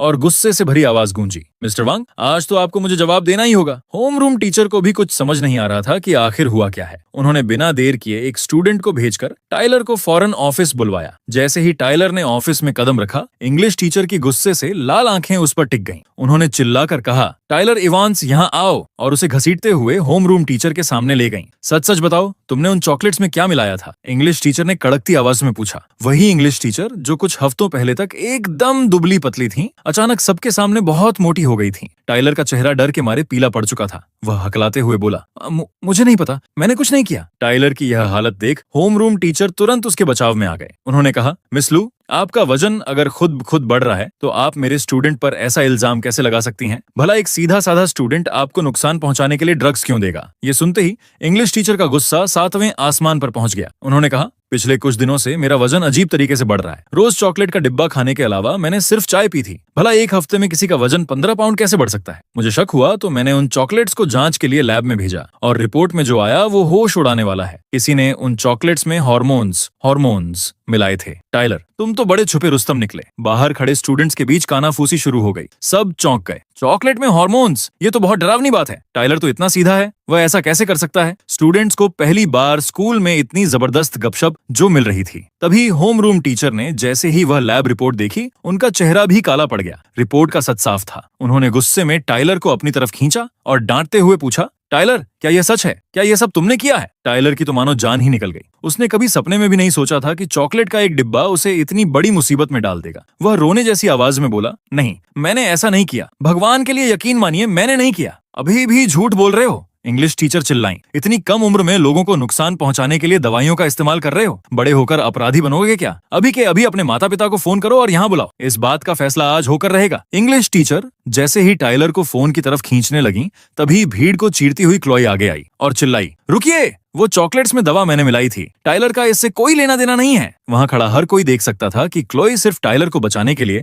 यह इल्जाम अपने सिर ले रही थी। क्लोई ने टाइलर को अपनी तरफ खींचकर पीछे छुपा लिया और कहा, हाँ, मैंने किया था। अगर आपको पेरेंट्स को बुलाना है तो मेरे माता पिता को बुलाइए। और बस क्लोई के माता पिता को स्कूल बुला लिया गया। जब मिसेस वेंस को पता चला कि उनकी बेटी किसी और की गलती की सजा खुद भुगत रही है, तो टाइलर के लिए उनके दिल में नफरत और बढ़ गई। लेकिन इंग्लिश टीचर इतने पर भी शांत नहीं हुई। वो पुलिस बुलाने और क्लोई का नाम स्कूल से काटने पर अड़ गईं। आखिरकार मिसेस वेंस के बहुत हाथ पैर जोड़ने के बाद मामला शांत हुआ। इसके बदले उन्हें $2 लाख, लगभग $2.25 करोड़ का हर्जाना देना पड़ा और क्लोई के स्कूल रिकॉर्ड में एक बहुत बड़ा डीमेरिट, खराब रिकॉर्ड का दाग लग गया। जूनियर ईयर जैसे जरूरी साल में इतने बड़े दाग का मतलब था क्लोए का उस टॉप यूनिवर्सिटी में पढ़ने का सपना हमेशा के लिए टूट जाना, जहां जाने की उसने कसम खाई थी। दूसरी तरफ मेरा मूड आज बहुत शानदार था। दोबारा जन्म लेने के महज 10 दिनों के अंदर ही मेरी मेहनत रंग लाई थी और मेरा वजन 20 पाउंड कम हो चुका था। मुझे पता था कि आगे वजन घटाना और मुश्किल होगा, लेकिन यह शुरुआत बहुत दमदार थी। फाइनल एग्जाम्स, वार्षिक परीक्षा, पास आ रहे थे। क्लास ए के सभी बच्चे दिन रात एक करके किताबों में डूबे हुए थे, नोट्स रट रहे थे। लेकिन उस घटना के बाद ऐसा लगता था जैसे क्लोई ने अपनी जिंदगी से पूरी तरह हार मान ली हो। वह अब पढ़ाई छोड़कर हर दिन क्लास बंक करती और टाइलर के साथ डेट्स पर घूमती रहती। मुझे इस बात से कोई फर्क नहीं पड़ता था। एक दिन जब मैं लाइब्रेरी में पूरी शिद्दत से अपनी पढ़ाई कर रही थी, तभी अचानक किसी ने मेरे सामने वाली कुर्सी पर जोर से लात मारी। मैंने गुस्से में अपनी भौहें सिकोड़ी और जैसे ही सिर उठाकर देखा तो सामने सचमुच क्लोए खड़ी थी। मैंने बिना डरे बहुत बेताबी से उसकी आंखों में आंखें डालकर पूछा, तुम्हें क्या चाहिए? सच बताना। पिछली बार टीचर की चॉकलेट वाली घटना के पीछे असली हाथ तुम्हारा ही था ना? तुम किस आधार पर कह रही हो कि यह सब मैंने किया था? ईथन ने पूछा। क्लोए ने ईथन को बेहद नफरत भरी नजरों से देखा और चिल्लाई, टाइलर के अलावा सिर्फ तुमने ही उन चॉकलेट्स को छुआ था और फिर भी तुम मुकर रहे हो। तुम मुझ पर शक करने के बजाय टाइलर पर शक क्यों नहीं करती? टाइलर बहुत ही नेक और साफ दिल का इंसान है। दूसरी तरफ तुम हो। ईथन, मुझे पहले क्यों नहीं पता चला कि तुम इतने गिरे हुए और बुरे इंसान हो? ईथन ने अपनी किताब बंद की। उसके चेहरे पर न तो कोई डर था और न ही कोई शिकन। उसने बिल्कुल शांत आवाज में कहा, अगर तुम्हारे पास सच में दिमाग है तो खुद जांच करो, सबूत ढूंढो। अगर तुम यह साबित कर देती हो कि यह मैंने किया है तो शौक से पूरी दुनिया के सामने मेरा पर्दाफाश कर देना। लेकिन जब तक तुम्हारे पास कोई सबूत नहीं है, मेरे सामने शरीफ बनने का नाटक मत करो। यह तुम्हारी बेवकूफी के अलावा और कुछ नहीं है। ईथन की इस बात ने क्लोई के गुस्से में घी का काम किया। वह पूरी तरह भड़क गई। उसने जोर से टेबल पर हाथ मारा, खड़ी हुई और ईथन पर हमला करने के लिए आगे बढ़ी। लेकिन अगले ही पल किसी ने हवा में ही क्लोई का हाथ लपक कर उसे रोक दिया। वह नताली थी। नताली ने कड़क आवाज में कहा, यह लाइब्रेरी है, ये कोई ऐसी वैसी जगह नहीं है जहां तुम जब चाहो हंगामा खड़ा कर सको। तुम खुद को समझती क्या हो? चलो यहाँ से बाहर निकलो। क्लोई ने नताली की पकड़ से छूटने की बहुत कोशिश की, लेकिन नताली की पकड़ फौलादी थी। नताली ने उसे चेतावनी देते हुए कहा, लाइब्रेरी असिस्टेंट होने के नाते यहाँ शांति बनाए रखना मेरा काम है। क्या मुझे सिक्योरिटी अलार्म बजाना पड़ेगा? क्लोई ने तमतमाए चेहरे से पहले नताली को देखा और फिर ईथन की तरफ मुड़ी। वह ताना मारते हुए बोली, अरे वाह, क्या तुम दोनों अब साथ हो गए हो? ईथन, तुम पहले बेशर्मों की तरह एक परजीवी कंजूस कीड़े की तरह मेरे पीछे पीछे घूमते थे और अब तुमने नताली को पकड़ लिया। क्लोई के मुंह से ये गंदे शब्द निकलते ही छटाक नताली का हाथ बिजली की तेजी से चला और उसने क्लोई के गाल पर एक जोरदार थप्पड़ जड़ दिया। लाइब्रेरी में सन्नाटा छा गया। मामला और ज्यादा न बिगड़े इसलिए ईथन तुरंत दोनों के बीच में आ गया। उसने कहा, नताली शांत हो जाओ, झगड़ा मत करो। ईथन की बात सुनकर नताली थोड़ी शांत हुई। उसने जमीन पर बैठी क्लोई की तरफ ठंडी और डरावनी नजरों से देखा और कहा, अपनी जबान संभाल कर बात करो। अगर अगली बार तुम्हारी जबान से ऐसा कुछ निकला तो मैं उसे खींच लूंगी। क्लोई ने सपने में भी नहीं सोचा था कि नताली उस पर हाथ उठाने की हिम्मत करेगी। एक पल के लिए तो वह गुस्से से आग बबूला हो गई और जैसे ही वह पलटवार करने के लिए झपटी, ईथन ढाल बनकर नताली के आगे खड़ा हो गया। ईथन ने क्लोई से कहा, क्लोई, शुरुआत तुमने की थी और तुमने ही गंदी बातें बोली थी, इसलिए यह थप्पड़ खाना तो तुम्हारा बनता ही था। अगर अब तुमने दोबारा लड़ाई की तो पूरी गलती तुम्हारी होगी। क्या तुम सच में अपने नाम के आगे एक और डीमेरिट खराब रिकॉर्ड लगवाना चाहती हो? क्लोई गुस्से में चिल्लाई, मुझे कोई फर्क नहीं पड़ता कि एक और डीमेरिट लग जाए। फर्क पड़ता है क्लोए, ईथन ने उसकी आंखों में देखते हुए कहा। भूल मतो, अगर तुम्हें एक और डीमेरिट मिला तो तुम्हें स्कूल से बाहर निकाल दिया जाएगा और अगर तुम यहाँ से निकाल दी गई तो तुम्हारे उस टाइलर का क्या होगा? टाइलर का नाम सुनते ही क्लोई का उठता हुआ हाथ हवा में ही थम गया। ईथन समझ गया कि उसने क्लोई की सबसे कमजोर नस दबा दी है। उसने तुरंत नताली का हाथ पकड़ा और कहा, चलो नताली, पढ़ाई के लिए कोई और शांत जगह ढूंढने में मेरी मदद करो। इस बार क्लोई की हिम्मत नहीं हुई कि वो उन्हें रोक सके। क्लोई के जाने के बाद ईथन और नताली को बैठने की एक जगह मिल गई। नताली ने थोड़े रूखे और उदास लहजे में कहा, कितनी बुरी किस्मत है मेरी। खैर, मैं अपने काम पर वापस जा रही हूँ। ईथन को महसूस हुआ कि नताली अंदर से थोड़ी दुखी है। वह उसे दिलासा देने के लिए बोला, क्लोई ने अभी जो कुछ भी कहा वो सब बकवास था। उसकी अपनी सोच ही जहरीली और घटिया है। तुम उसकी बातों को दिल पर मत लो। नताली ने लंबी सांस ली। मुझे इस सब की आदत हो चुकी है। ईथन ने बात बदलने के लिए पूछा, वैसे तुम लाइब्रेरी असिस्टेंट हो, तुमने मुझे पहले क्यों नहीं बताया? नताली ने किताबें शेल्फ में रखते हुए कहा, क्योंकि तुमने कभी पूछा ही नहीं। ईथन उसके पीछे पीछे चलने लगा। उसने कहा, तुम्हारे नंबर ग्रेड्स इतने अच्छे आते हैं, तुम्हें तो असल में क्लास ए में होना चाहिए था। वैसे तुम पहले कभी किसी लड़ाई झगड़े में पड़ी थी क्या? नताली के चेहरे के भाव बदल गए। उसने संक्षेप में कहा, मैं भूल गई। साफ था कि वह इस बारे में बात नहीं करना चाहती थी। ईथन ने माहौल को हल्का करने के लिए एक हल्की सी मुस्कान दी। उसे याद आया कि वेंस परिवार में नताली की जिंदगी कितनी मुश्किलों से भरी थी। कुछ सोचकर ईथन ने कहा, नताली, मुझे पता है कि तुम पढ़ाई में बहुत होशियार हो। क्या तुम मेरी एक मदद कर सकती हो? नताली ने पूछा, कैसी मदद? बताओ, मुझे पढ़ाई में मदद के लिए किसी की जरूरत है। क्या तुम अब से हर रात मुझे पढ़ा सकती हो? मैं तुम्हें एक घंटे के हिसाब से पैसे दूंगा। एक सेशन के $100 कैसा रहेगा? नताली ने हैरान होकर अपनी नजरें उठाईं और ईथन को देखा। उसने कहा, जब भी तुम कोई एग्जाम देते हो, तुम्हारे नंबर हमेशा पूरी क्लास में टॉप 10 में होते हैं। तुम्हें किसी ट्यूशन की कोई जरूरत नहीं है। ईथन ने बहाना बनाते हुए कहा, अरे नहीं, आजकल मैं पढ़ाई में थोड़ा ढीला चल रहा हूँ। मेरे प्रैक्टिस टेस्ट के नंबर बहुत खराब आए हैं। टॉप 10 तो छोड़ो, मैं शायद टॉप 100 में भी ना आ पाऊं। तुम चिंता मत करो, अगर तुम्हारी मदद से मैं यह फाइनल एग्जाम आसानी से पास कर लेता हूं तो मैं तुम्हें $1000 का बोनस भी दूंगा। बस प्लीज मेरी मदद कर दो। ईथन के चेहरे पर सच्चाई देखकर नताली कुछ पल के लिए हिचकिचाई। ईथन ने तुरंत बात आगे बढ़ाई, अगर तुम्हें रोज पढ़ाने में दिक्कत है तो तुम मुझे सिर्फ शनिवार और रविवार वीकेंड को पढ़ा दिया करना। नताली ने कुछ सोचा और फिर सिर हिलाकर कहा, ठीक है। नताली के हाँ कहते ही ईथन के चेहरे पर कामयाबी की एक शानदार खुशी चमक उठी। डील पक्की हो चुकी थी। ईथन के दिल को तसल्ली थी कि नताली जैसी होशियार लड़की की मदद से वह अगला फाइनल एग्जाम पक्का पास कर लेगा। ईथन जोश में आकर वापस पढ़ाई में जुटने ही वाला था कि अचानक नताली को जोरों की खांसी उठ गई। ईथन ने ध्यान से देखा, नताली का चेहरा बुरी तरह उतरा हुआ था। खांसते खांसते उसका चेहरा और गर्दन लाल हो चुके थे। नहीं नहीं नताली! ईथन घबरा गया। उसने नताली का बुखार चेक करने के लिए जैसे ही उसका माथा छूना चाहा, नताली ने झटके से उसका हाथ हटा दिया। इसकी कोई जरूरत नहीं है, उसने रूखेपन से कहा। तभी लाइब्रेरी की दूसरी असिस्टेंट शेरिल हांफती और घबराती हुई वहां दौड़ी आई। उसने नताली को डांटते हुए कहा, नताली, मैंने तुमसे कहा था ना कि जब तक मैं तुम्हारे लिए दवा लाती हूँ तुम यहीं बैठना। तुम यहाँ क्यों चली आई? दवा? नताली को क्या हुआ है? ईथन ने हैरान होकर पूछा। शेरिल ने गुस्से में ईथन को देखा। और क्या होगा? उसे तेज बुखार है। और क्यों ना हो, पिछले कई दिनों से ये रात को देर से घर लौट रही थी और उन लोगों ने इसे पूरी पूरी रात घर के बाहर ठंड में बंद रखा। इतने दिनों तक ऐसा होने के बाद अगर इसे बुखार ना होता तो ये कोई चमत्कार ही होता। शेरिल! नताली ने डांट कर शेरिल को चुप करा दिया, लेकिन ईथन के पैरों तले जमीन खिसक चुकी थी। वह सन्न रह गया। दरअसल ईथन का वजन कम कराने और उसे पढ़ाने के चक्कर में नताली रोज रात को 8 या 9 बजे तक व्यस्त रहती थी। ईथन के घर राइट विला और नताली के घर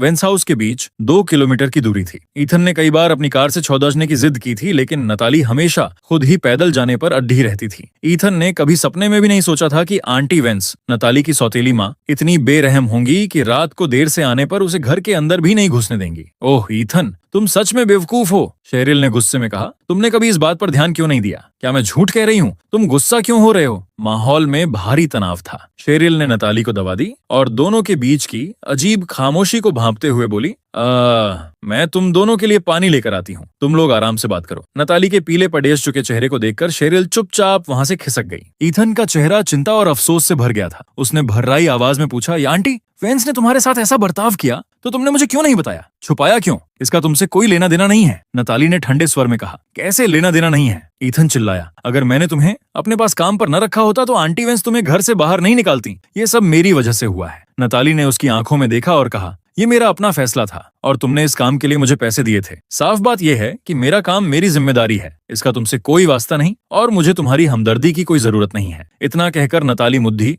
और चली गई। उसे जाते देख ईथन का दिल अपराध बोध, गिल्ट से टूट गया। उसने तो नादानी में सोचा था कि नताली को पैसे देकर वह उसकी मदद कर रहा है और अपनी दोस्ती बढ़ा रहा है। उसे क्या पता था कि उसकी यही मदद नताली के लिए एक नई मुसीबत बन जाएगी। शाम को जब ईथन अकेले घर लौटा तो उसकी माँ हैरान रह गई। उन्होंने डाइनिंग टेबल पर 5 लोगों के लिए खाना तैयार किया था। ईथन, तुम अकेले क्यों आए हो? नताली कहाँ है? माँ ने पूछा। वह बीमार है, ईथन ने उदास होकर जवाब दिया। बीमार? क्या हुआ उसे? क्या तुम्हारे साथ वर्कआउट करते करते वो बहुत थक गई? पिता भी लिविंग रूम से बाहर आते हुए बोले। ईथन ने गहरी सांस ली। वह पिछले कुछ दिनों से मुझे पढ़ा रही थी और रात को देर से घर लौट रही थी। इसी वजह से आंटी वेंस ने उसे रात भर घर के बाहर बंद रखा और उसे तेज बुखार हो गया। अपनी बात खत्म करते ही ईथन ने अपने माता पिता की तरफ देखा और बेहद गंभीर आवाज में कहा, माँ, पापा, मुझे आपसे एक बहुत बड़ी मदद चाहिए। माता पिता ने हैरान होकर एक दूसरे की तरफ देखा। उधर आसमान में अंधेरा घिर चुका था। बुखार से तपती हुई नताली अपने भारी शरीर को जैसे तैसे घसीटते हुए वेंस परिवार के घर के दरवाजे पर पहुंची, लेकिन वहां पहले से ही आफत उसका इंतजार कर रही थी। सामने एक लग्जरी कार आकर रुकी जिसमें से मिसेस वेंस और उनकी बेटी क्लो उतरी। साफ था कि मिसेस वेंस क्लो को अस्पताल से लेकर आ रही थी। क्लो के चेहरे पर आज सुबह लगी चोट का निशान अब भी साफ दिख रहा था। नताली को देखते ही क्लो रोते हुए चिल्लाई, माँ, इसी नताली ने मुझे मारा था। ये सुनते ही मिसेस वेंस का खून खौल उठा। उन्होंने नताली को गुस्से से घूरते हुए कहा, वाह नताली, तुम्हारी इतनी हिम्मत! मैंने तुम्हें अपनी दयालुता की वजह से इस घर में पाला पोसा और तुम मेरी ही बेटी पर हाथ उठा रही हो। तुम कितनी बेरहम हो। तुम एक एहसान फरामोश भेदिए जैसी हो जिसे कभी सुधारा नहीं जा सकता। मिसेस वेंस बड़बड़ाते हुए आगे बढ़ी और उन्होंने नताली का हाथ बुरी तरह मरोद्धा दिया। तुमने मेरी बेटी को मारा और फिर भी तुम्हारी हिम्मत कैसे हुई वापस इस घर में आने की? चलो मेरे साथ पुलिस स्टेशन। यह मामला इतनी आसानी से खत्म नहीं होगा। नताली का दर्द से बुरा हाल था, उसकी भौहें सिकुड़ गईं। उसने अपनी पूरी ताकत लगाकर मिसेस वेंस की पकड़ से अपना हाथ छुड़ाया, लेकिन जैसे ही वह पीछे हटी, मिसेस वेंस ने पूरी ताकत से उसके मुंह पर एक जोरदार थप्पड़ रसीद कर दिया। बदतमीज लड़की, तुम्हारी हिम्मत कैसे हुई पलटकर वार करने की? Mrs Vance चीखीं।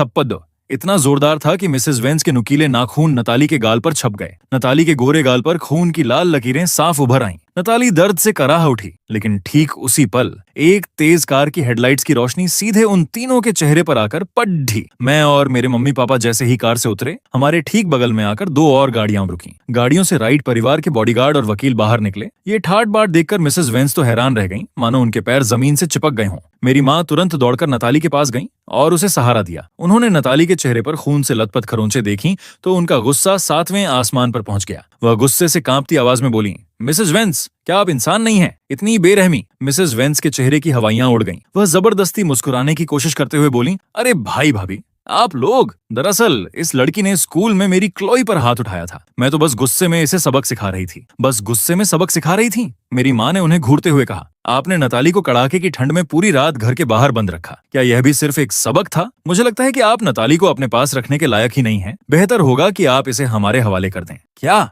मिसेस वेंस कुछ बोल पाती, इससे पहले ही हमारे वकील ने आगे बढ़कर कुछ कानूनी दस्तावेज उनके हाथ में थमा दिए। वकील ने कड़क आवाज में कहा, मिसेस वेंस, आपने कानून तोड़ा है। अगर आप जेल नहीं जाना चाहती हैं तो चुपचाप इस बच्ची को हमें सौंप दीजिए। तभी पास खड़ी क्लोई छिड़कर बोली, माँ, अगर ये इसे ले जाना चाहते हैं तो ले जाने दो ना, वैसे भी हमारे घर का खाना बचेगा। लेकिन मिसेस वेंस क्लोई जैसी बेवकूफ नहीं थी। वह दस्तावेजों को देखते हुए चालाकी से बोली, अगर मैं इसे आपको दे दूं तो मेरा क्या फायदा? आखिर यह मेरे पति के खून की रिश्तेदार है। मैं इसे ऐसे ही मुफ्त में तो नहीं जाने दूंगी। उनकी ये बात सुनकर मुझे उनकी घटिया सोच पर हंसी आ गई।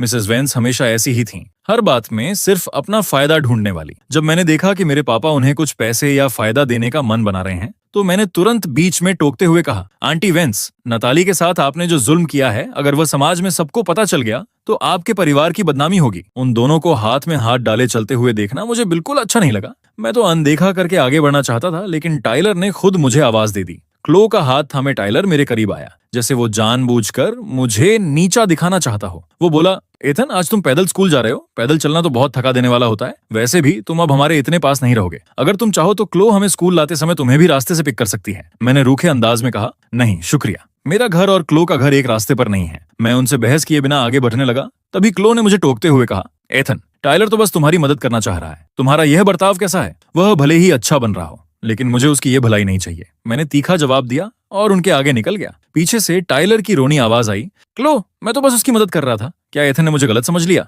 मुझे जाकर उसे समझाना चाहिए। इस पर क्लो ने कहा, तुम वेंस परिवार के दामाद हो टाइलर, तुम्हें किसी को कोई सफाई देने की जरूरत नहीं है। तभी टाइलर फिर बोला, लेकिन देखा जाए तो मैंने ही एथन से उसकी पसंद की लड़की क्लो को छीना है। क्लो छिड़कर बोली, टाइलर, तुम एथन जैसे लालची इंसान के लिए जरूरत से ज्यादा अच्छे बन रहे हो। तुम्हें उसके सामने दोषी महसूस करने की कोई जरूरत नहीं है। उनकी ये बातें सुनकर मेरे सब्र का बांध टूट गया। मुझे उनसे घिन आ रही थी। मैं अचानक रुका, पलटा और सीधे उन दोनों के सामने जाकर खड़ा हो गया। आसपास खड़े सब लोग हमें ही देख रहे थे। मैंने बिना कुछ सोचे अपने बैग से पानी की बोतल निकाली और सीधा टाइलर के चेहरे पर पानी फेंक दिया। टाइलर को भीगा हुआ देखकर क्लो गुस्से से तमतमा उठी और चिल्लाई, एथन, तुम्हारी हिम्मत कैसे हुई? ये तुम क्या कर रहे हो? मैंने शांत लेकिन कड़े लहजे में कहा, अब तुम्हें मेरे सामने दोषी महसूस करने की कोई जरूरत नहीं है। इतना कहकर मैं मुड़ा और वहां से चल दिया। क्लो मुझे और खरी खोटी सुनाना चाहती थी, लेकिन तभी स्कूल के गेट पर सिक्योरिटी गार्ड आ गया और मामला वहीं रुक गया। स्कूल के गेट पर टाइलर के चेहरे पर पानी फेंकने का यह किस्सा पल भर में पूरे स्कूल में आग की तरह फैल गया। यहाँ तक कि मेरी क्लास के बच्चे भी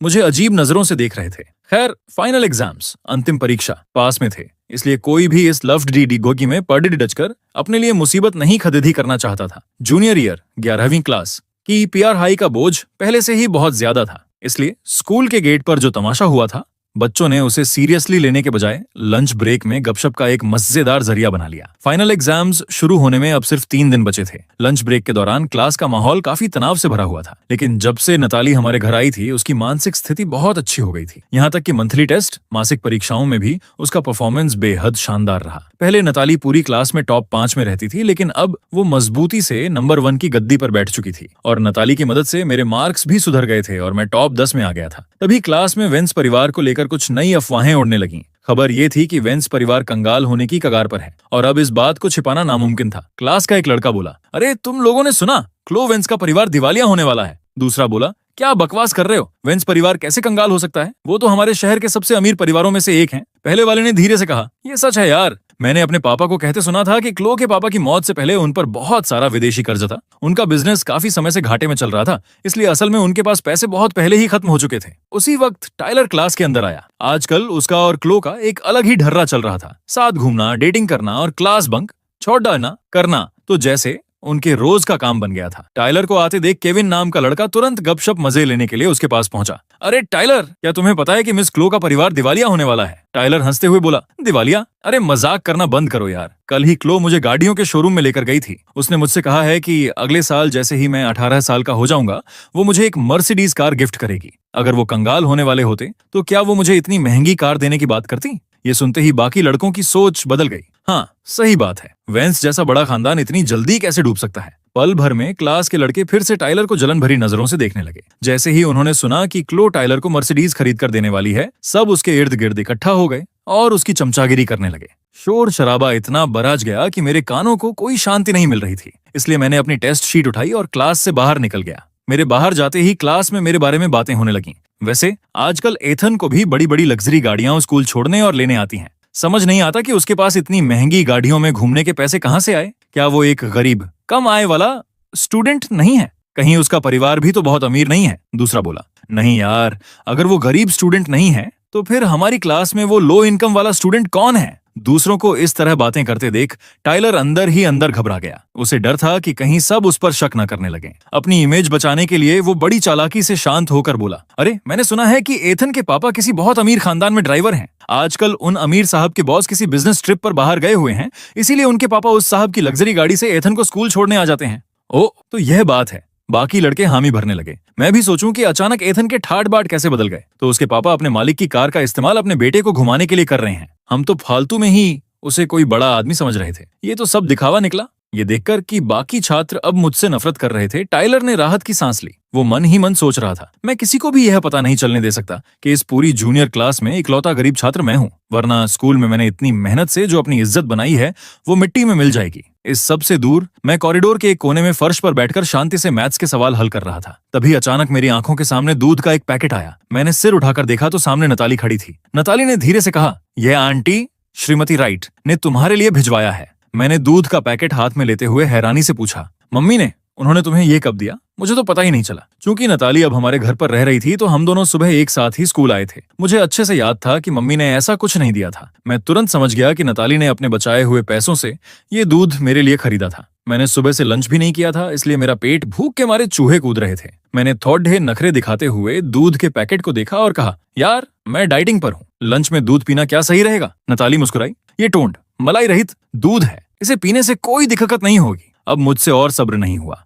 मैंने तुरंत स्ट्रॉ निकाली, पैकेट में डाली और दूध पीने लगा। उसका मीठा और मलाईदार स्वाद पाकर मेरी भूख शांत हुई और मुझे बहुत सुकून मिला। दूध पीते पीते मैंने कहा, नताली तुम्हारे मार्क्स इतने अच्छे आते हैं, तुम पहले क्लास एफ कमजोर बच्चों की क्लास में क्यों थी? अगर तुम क्लास ए में होती तो हम दोनों हर ब्रेक में साथ बैठकर पढ़ाई कर सकते थे। नताली कुछ देर शांत रही, फिर धीरे से बोली, क्या तुम सच में चाहती हो कि मैं क्लास ए में वापस आ जाऊं? मैंने दूध का घूंट लेते हुए हामी में सिर हिलाया। हाँ बिल्कुल। नताली ने कुछ नहीं कहा। उसे चुप देखकर मुझे लगा कि शायद वह क्लो का सामना करने से डर रही है, इसीलिए वापस नहीं आना चाहती। मैंने बात संभालते हुए कहा, अगर तुम्हारा मन नहीं है तो कोई बात नहीं, मत आओ। तभी नताली मुस्कुराई और बोली, मैं पूरी कोशिश करूंगी, क्लास ए में वापस आने का कोई ना कोई रास्ता मैं जरूर ढूंढ निकालूंगी। सच में? मैंने खुशी से आंखें मटकाते हुए पूछा। हाँ सच में। इससे पहले कि मैं अपनी खुशी मना पाती, लंच खत्म होने की घंटी बज गई। नताली ने मेरी किताबें समेटी और हंसते हुए कहा, चलो क्लास का टाइम हो गया, जाकर अपनी पढ़ाई करो। जब मैं क्लास में पहुंची तो देखा कि टाइलर हमेशा की तरह बच्चों के बीच घिरा हुआ था। वह सबको शेख ही बघारते हुए बता रहा था कि क्लो ने उसे कितना महंगा गिफ्ट दिया है। जैसे ही उसकी नजर मुझ पर पड़ी, उसकी आंखों में एक अजीब सा घमंड था, मानो वो मुझे चिढ़ा रहा हो। मैंने उसे पूरी तरह इग्नोर कर दिया। मुझे पता था कि आज वह जितना उछल रहा है आगे चलकर उतना ही रोएगा। पिछले पूरे महीने उसने पढ़ाई को हाथ भी नहीं लगाया था। उसका पूरा ध्यान तो बस क्लो को इम्प्रेस करने में था। आम दिनों में तो यह बात छिप गई, लेकिन असली परीक्षा अभी बाकी थी। देखते ही देखते 3 दिन बीत गए और फाइनल एग्जाम शुरू हो गए। पिछले टेस्ट के नंबरों के हिसाब से मुझे, नताली, क्लो और टाइलर को एक ही एग्जाम हॉल में सीट मिली थी। इस बार का पेपर काफी कठिन था। लेकिन मैंने नताली की मदद से अच्छी तैयारी की थी, इसलिए मैंने समय से 20 मिनट पहले ही पेपर पूरा कर लिया। पर टाइलर का हाल बुरा था। एग्जाम खत्म होते ही उसका चेहरा पीला पड्डी हट चुका था। टाइलर हमेशा से क्लास का सबसे पॉपुलर और पढ़ाई में तेज लड़का माना जाता था, इसलिए हर कोई उसका दोस्त बनना चाहता था। पेपर खत्म होते ही सब लोग अपने जवाब मिलाने के लिए टाइलर के पास भागे। अगर कोई और दिन होता तो टाइलर बड़े रौब से सबके जवाब चेक करता, लेकिन आज वो घबराकर तुरंत अपनी सीट से उठ खद्दिशा हुआ और बोला, मेरी तबीयत ठीक नहीं लग रही है, मैं वॉशरूम जा रहा हूँ। क्लो भी उसकी यह हालत देखकर चिंता में पड्डी हच गई। टाइलर का यह डर देखकर मैं समझ गई कि मेरा अंदाजा बिल्कुल सही था। उसका पेपर बहुत गंदा गया था। 3 दिन बाद जब रिजल्ट आया तो सब हैरान रह गए। नताली पूरी क्लास में पहले नंबर पर आई थी और उसकी कोचिंग की वजह से मैं भी तीसरे नंबर पर पहुंच चुकी थी। दूसरी तरफ हमेशा टॉप करने वाला टाइलर सीधे टॉप 50 से भी बाहर हो चुका था। यही नहीं, क्लो की रैंकिंग भी गिरकर 20वें नंबर पर आ गई थी। टीचर जब स्टेज पर आई तो उनकी नजर टाइलर पर पड़ी। उन्होंने सख्त आवाज में कहा, टाइलर इवांस, क्या आज दोपहर में तुम्हारे मम्मी पापा स्कूल आ सकते हैं? ये सुनते ही टाइलर के होश उड़ गए। उसने हकलाते हुए कहा,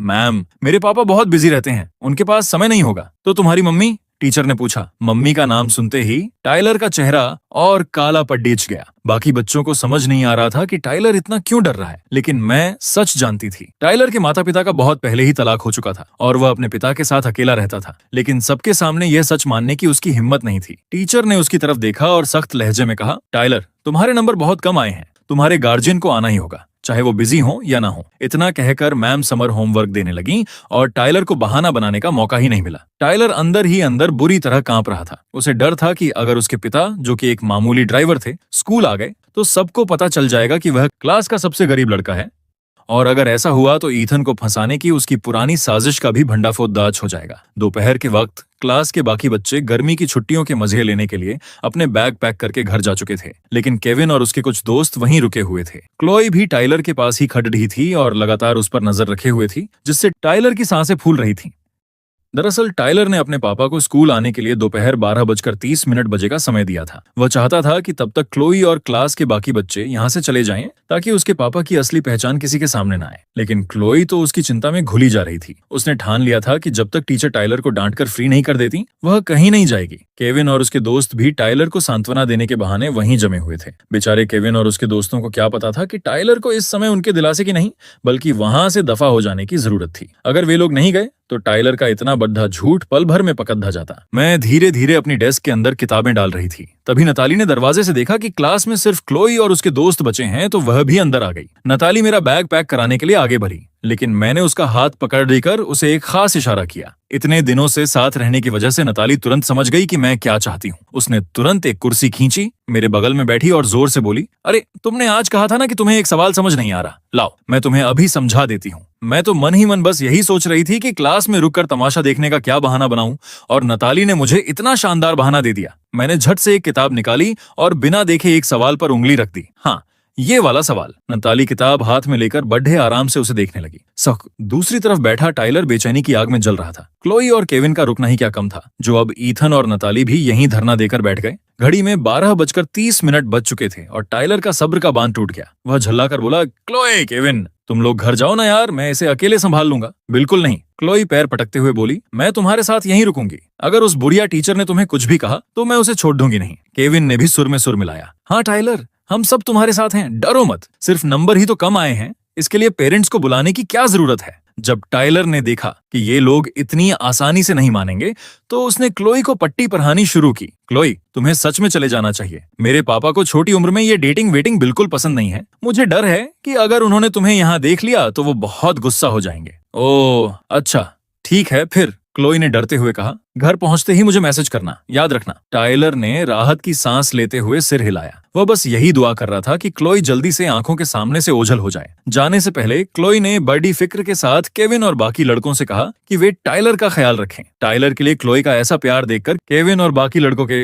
अंदर ही अंदर जलन के मारे मरे जा रहे थे। तभी केविन ने मुझे सामने बैठे सवाल सुलझाते हुए देखा, जैसे मैंने कुछ सुना ही ना हो। तो उसने मुझे सुनाने के लिए जानबूझकर ऊंची आवाज में कहा, मिस वेंस, क्लोई हमारे टाइलर से कितना प्यार करती हैं यार। मैंने तो सुना है कि मिस वेंस अभी से शादी के रिश्ते की प्लानिंग कर रही हैं। टाइलर, तुम्हारा इवांस परिवार इतना बड़ा बिजनेस घराना है, मुझे तो पक्का यकीन है कि कॉलेज खत्म होते ही तुम दोनों की सगाई हो जाएगी। क्यों? टाइलर ने सकपकाते हुए कहा, मुझे इस बारे में कुछ नहीं पता। अरे तुम्हें कैसे नहीं पता होगा? केविन का दोस्त बीच में कूदते हुए बोला, बड्डे खानदानों के बच्चे तो स्कूल खत्म करते ही सगाई कर लेते हैं और बस शादी की कानूनी उम्र होने का इंतजार करते हैं। मिस वेंस तुम्हें अकेले विदेश भी नहीं जाने देंगे। देखना, वेंस परिवार खुद इवांस परिवार के घर रिश्ता लेकर आएगा। और क्यों ना आए, दूसरा दोस्त बोला। हमारा टाइलर दिखने में इतना हैंडसम है, पर्सनैलिटी इतनी दमदार है और ऊपर से इवांस खानदान का इकलौता वारिस यानी यंग मास्टर जो है। केविन और उसके दोस्त टाइलर की तारीफों के पुल बांध रहे थे। मिस वेंस और हमारा टाइलर एक दूसरे के लिए ही बने हैं। वह टाइलर को अकेले विदेश जाने ही नहीं देंगी, देखना वो भी साथ चली जाएंगी। सबके चेहरों पर चमचमाती उम्मीदें देखकर टाइलर भी मन ही मन उस आलीशान भविष्य के सपने बुनने लगा, जहां वह एक बेहद अमीर लड़की से शादी करके ऐश करेगा। ये सब सुनकर मुझे अंदर ही अंदर एक कड़वी हंसी आ गई। मुझे अपनी पिछली जिंदगी याद आ गई। हाई स्कूल खत्म होने के 3 साल बाद जब हमारी क्लास के सब बच्चे दोबारा मिले थे, तब टाइलर विदेश से पढ़ाई पूरी करके लौटा था। उसने वहां एक अमीर विदेशी मेम से सगाई कर ली थी। उस रियूनियन में क्लोई भी आई थी। टाइलर की सगाई की बात सुनकर क्लोई को मेरा यानी अपने पति के सम्मान का कोई ख्याल नहीं रहा। गुस्से से उसकी आंखें लाल हो गईं और वह टाइलर से अकेले में बात करने के लिए उसके पीछे पीछे बाहर भाग गई। उस दिन भरी महफिल में मेरा मजाक बन गया था। बाद में क्लोई का बिजनेस और बड़ा हो गया और वह शहर की सबसे बढ़ी सी ईओ बन गई। ठीक उसी समय टाइलर की विदेशी पत्नी का बिजनेस डूब गया और उसने एक बिल्डिंग से कूदकर जान दे दी। अपनी बीवी के मरते ही टाइलर फौरन देश लौट आया ताकि क्लोई को दोबारा पटा सके, और क्लोई ने मुझसे आसानी से पीछा छुड़ाने के लिए उसने मुझे पागलखाने भिजवा दिया था। अपनी पिछली जिंदगी के उस खौफनाक मंजर को सोचते सोचते गुस्से से मेरे हाथ वाली पेंसिल टूट गई। नताली ने यह देखा पर वह चुप रही, लेकिन पेंसिल टूटने की आवाज से केविन और उसके दोस्तों का ध्यान मेरी तरफ चला गया। केविन मुझे चिढ़ाते हुए ताना मारने लगा, अरे देखो, ऐसा लगता है किसी से ये सब बर्दाश्त नहीं हो रहा। हमारा टाइलर तो पैदा ही राज करने के लिए हुआ है। ईथन, जल मत। अगर अगले जन्म में तुम किसी अमीर खानदान में पैदा हुए तो शायद मिस वेंस तुम पर भी तरस खा लें। आसपास के लड़के भी मेरा मजाक उड़ाने लगे। लेकिन नताली से अब और बर्दाश्त नहीं हुआ। वह गुस्से में तमतमाती हुई खद्दी हुई केविन के पास गई और सीधे उसकी डेस्क पर एक जोरदार लात दे मारी। पूरी क्लास में सन्नाटा पसर गया। जो लड्ढक के अभी भौंक रहे थे उनके मुंह पर ताला लग गया। ठीक उसी पल क्लास के दरवाजे पर एक भारी आवाज गूंजी, क्या यही क्लास 1 है? सबने मुद्दा कर देखा। दरवाजे पर करीब 40 साल का एक मजबूत कदकाठी का आदमी खड़ा था। चेहरे पर झुर्रियां थीं, बाल थोड़े सफेद थे और वह ड्राइवर की यूनिफॉर्म पहने हुआ था। उसके जूते घिसे पिटे थे और हाथ बहुत खुरदरे थे। मेरा अंदाजा बिल्कुल सही था, ये टाइलर के असली पिता थे। टाइलर ने सपने में भी नहीं सोचा था कि उसके पापा इतनी जल्दी आ जाएंगे। इससे पहले कि वह कुछ समझ पाता, केविन ने अजीब नजरों से देखते हुए पूछा, आप कौन हैं भाई साहब? टाइलर के पापा ने बड़ी सादगी से मुस्कुराते हुए जैसे ही कुछ कहना चाहा, टाइलर बचने के लिए जल्दी से बीच में ही बोल पड़ा, ये हमारे घर के ड्राइवर हैं। वह भागकर अपने पापा के पास गया और उनके हैरान चेहरे के सामने झूठ का जाल बुनते हुए बोला, मेरे पापा बहुत बिजी हैं, उन्हें फुर्सत नहीं थी, इसलिए उन्होंने घर के ड्राइवर को भेज दिया। हो, तो ये इवांस परिवार के ड्राइवर हैं? केविन राहत की सांस लेते हुए बोला, मैं भी सोचूं कि मिस्टर इवांस ऐसे कपड़े पहनकर स्कूल थोड़ी आएंगे। भाई बात तो सही है, आखिर टाइलर के पापा इवांस ग्रुप के इतने बड़े सीईओ हैं। रोज हजारों काम होते हैं, उन्हें स्कूल आने का टाइम कहाँ होगा उनके पास। बाकी लड़के भी हाँ में हाँ मिलाने लगे, जिससे टाइलर के चेहरे पर एक फीकी और अजीब सी मुस्कान आ गई। लेकिन उसके असली पिता को अब तक सब समझ आ चुका था। उन्हें साफ दिख रहा था कि उनका अपना बेटा दोस्तों के सामने झूठी शान दिखा रहा है और खुद को किसी अमीर खानदान का यंग मास्टर साबित करने पर तुला हुआ है। अपमान और गुस्से से तमतमाए पिता ने टाइलर का हाथ कसकर पकड़ धा और उसे खींचते हुए सबके सामने डांटना शुरू कर दिया। टाइलर, तुम्हारी हिम्मत कैसे हुई मुझसे ऐसा झूठ बोलने की? तुम्हें मुझे अपना ड्राइवर बताने का हैक किसने दिया? अगर तुमने दोबारा मेरी और अपने परिवार की इस तरह बेइज्जती की तो मैं तुम्हें इसी वक्त घर से धक्के मारकर निकाल दूंगा। पिता के दिल को इस कदर ठेस पहुंची थी कि वे क्लास के सामने ही टाइलर पर बरस पड़े और इधर टाइलर का पूरा झूठ ताश के पत्तों की तरह बिखर चुका था। उधर टाइलर के तो डर के मारे हाथ पांव फूल रहे थे। उसे लगा कि अगर उसके पापा यहाँ 1 मिनट भी और रुके तो सबके सामने ये पोल खोल देंगे कि वह कोई अमीर लड़का नहीं है। उसने घबराकर तुरंत अपने पापा को आगे धकेला और कहा, पापा, वो टीचर ऑफिस में आपका इंतजार कर रही है, आप जल्दी जाकर उनसे मिल क्यों नहीं लेते? बेटे के चेहरे पर हवाइयां उड़ती देख पापा सब समझ गए। वे जान गए कि उनका बेटा इस बात से डर रहा है कि कहीं उसके दोस्तों को उसकी गरीबी का पता ना चल जाए। वैसे तो वे टाइलर की इन हरकतों से बहुत नाराज थे, लेकिन स्कूल में उसके सम्मान को बचाने के लिए उन्होंने भारी मन से हाँ में सिर हिलाया और वहां से चले गए। तभी केविन चिढ़कर बोला, टाइलर यार, तुम्हारे परिवार का ड्राइवर तो बेहद बदतमीज है। शायद बहुत सालों से तुम्हारे यहाँ काम कर रहा है, इसीलिए इतना हवा में उड़ रहा है। अपने ही दोस्तों के मुंह से अपने पापा की ऐसी बेइज्जती सुनकर टाइलर अंदर ही अंदर घुट गया, पर उसने बाहर एक झूठी मुस्कान बनाए रखी। दूसरी तरफ मैं अपनी डेस्क पर सवालों को हल करने का नाटक कर रहा था, लेकिन मेरा पूरा ध्यान इसी गपशप पर था। मेरे चेहरे पर एक मजेदार मुस्कान आ गई। टाइलर ने मुझे देखकर टोक दिया, तुम किस बात पर हंस रहे हो? मैंने मजे लेते हुए कहा, बस यूं ही बड़ा मजा आ रहा है। इसमें मजा कहाँ है? उसने चिढ़कर पूछा। मैंने मुस्कुराते हुए जवाब दिया, तुम अभी नहीं समझोगे लेकिन बहुत जल्द समझ जाओगे। टाइलर को अपनी पोल खुलने के डर से कांपता देख मुझे मन ही मन बद्धा सुकून मिल रहा था। मैं बस ये सोच रहा था कि टाइलर इस रायते को समेटेगा कैसे। जब भविष्य में इसका इतना बड़ा झूठ सबके सामने आएगा तब क्या होगा। तकरीबन आधे घंटे बाद टाइलर के पापा बेहद उदास चेहरे के साथ ऑफिस से बाहर निकले। पापा का उतरा हुआ चेहरा देखते ही टाइलर का रंग पीला हो गया, लेकिन केविन और बाकी दोस्त वहीं खड़े थे, इसलिए टाइलर को मजबूरी में खुद को शांत दिखाना पड़ा। वह तुरंत अपने पापा के पास गया और फुसफुसाया, सब ठीक से बात हो गई ना? अगर हो गई हो तो अब आप जल्दी से निकलो यहाँ से। वह किसी भी तरह अपने पापा को वहां से भगाना चाहता था। तभी केविन, जो क्लासरूम में ही था, चौड़ा होकर आगे आया और बोला, अरे अंकल ड्राइवर, हमारा टाइलर बस इस बार एग्जाम में अच्छा नहीं कर पाया, बस इतनी सी बात है। अपने मालिक के सामने क्या बोलना है और क्या नहीं ये तो आपको पता ही होना चाहिए, है ना? टाइलर के पापा चुप रहे, उन्होंने कुछ नहीं कहा। केविन को लगा कि शायद ड्राइवर को उसकी बात बुरी लग गई है, तो वो धौंस जमाते हुए तुरंत फिर बोला, मिस वेंस ने हमें टाइलर का खास ख्याल रखने को कहा है। अगर आपने इस बारे में घर पर कुछ भी उल्टा सीधा कहा तो हमारे अलावा मिस वेंस भी आपको नहीं छोड़ेंगी। केविन को लग रहा था कि उसकी यह धमकी बिल्कुल सही जगह बैठी है, लेकिन क्लास में बैठा मैं अब अपनी हंसी रोक नहीं पाया और जोर से हंस पड़ा। भाई मजा ही आ गया था। टाइलर के न सिर्फ मार्क्स कम आए थे और पेरेंट्स को बुलाया गया था, बल्कि अब उसकी चोरी छिपे डेटिंग करने वाली बात भी छिपने वाली नहीं थी। टाइलर अंदर ही अंदर खौल रहा था, लेकिन अपनी नाराजगी दिखा नहीं पा रहा था। उसने गुस्से में अपने पापा को बाहर की तरफ धकेला। ठीक है, मुझे घर जाने की जल्दी है, आप जल्दी जाओ और कार निकालो। अब तक टाइलर के पापा का गुस्सा 7वें आसमान पर पहुंच चुका था। उन्होंने जोर से टाइलर को खुद से दूर धकेला, अपना हाथ उठाया और टाइलर के चेहरे पर एक जोरदार थप्पड़ रसीद कर दिया। छटाक! इस थप्पड़ से टाइलर का आधा चेहरा दर्द से जलने लगा। ये देखकर केविन तुरंत भड़क गया। क्या तुम पागल हो गए हो? हमारा टाइलर एक अमीर खानदान का लड़का है और तुम सिर्फ एक ड्राइवर हो। तुम्हारी हिम्मत कैसे हुई टाइलर पर हाथ उठाने की? लेकिन कहानी में ट्विस्ट अभी बाकी था। टाइलर पूरी तरह घबरा चुका था और बौखलाहट में उसने पलटकर अपने ही पिता को एक जोरदार थप्पड़ मार दिया। इस थप्पड़ ने उसके पिता को हक्का बक्का कर दिया और वे लड़खड़ाते हुए कई कदम पीछे चले गए। टाइलर ने गर्व से अपनी ठुड्डी ऊपर उठाई और पूरी तरह धमकी भरे लहजे में चिल्लाया, ये स्कूल है, तुम इतने सारे क्लासमेट्स के सामने मुझ पर हाथ उठाने की हिम्मत कैसे कर सकते हो? मुझे पता है कि मेरे पापा ने तुम्हें मुझे डांटने का हक दिया है, लेकिन याद रखो तुम हमारे परिवार के एक ड्राइवर से ज्यादा कुछ नहीं हो। आइंदा मुझे सबक सिखाने की कोशिश मत करना। टाइलर ने तुरंत बात को घुमाते हुए गुस्से में कहा, तुमने जल्दी जाकर कार क्यों नहीं लगवाई? क्या तुम सच में यहीं रुककर सबके सामने हमारे परिवार का तमाशा बनवाना चाहते हो? टाइलर की हर बात उसके पापा को यह याद दिला रही थी कि ये स्कूल है और आसपास उसके क्लासमेट्स खड़े हैं। ये देखकर भले ही उसके पापा गुस्से से लाल पीले हो रहे थे, लेकिन उन्होंने बस गुस्से में अपना हाथ झटका और वहां से चुपचाप चले गए। क्लासरूम के अंदर से मैं अपनी गर्दन बाहर निकालकर देख रहा था कि बाहर क्या ड्रामा चल रहा है। तभी नताली ने मेरी सारी पढ़ाई की किताबें समेटकर मेरे बैग में डाल दी। जब तक मैं संभला तब तक डेस्क पूरी तरह साफ हो चुकी थी। नताली ने हल्के से मेरे सिर पर थपथपाया और मुस्कुराते हुए बोली,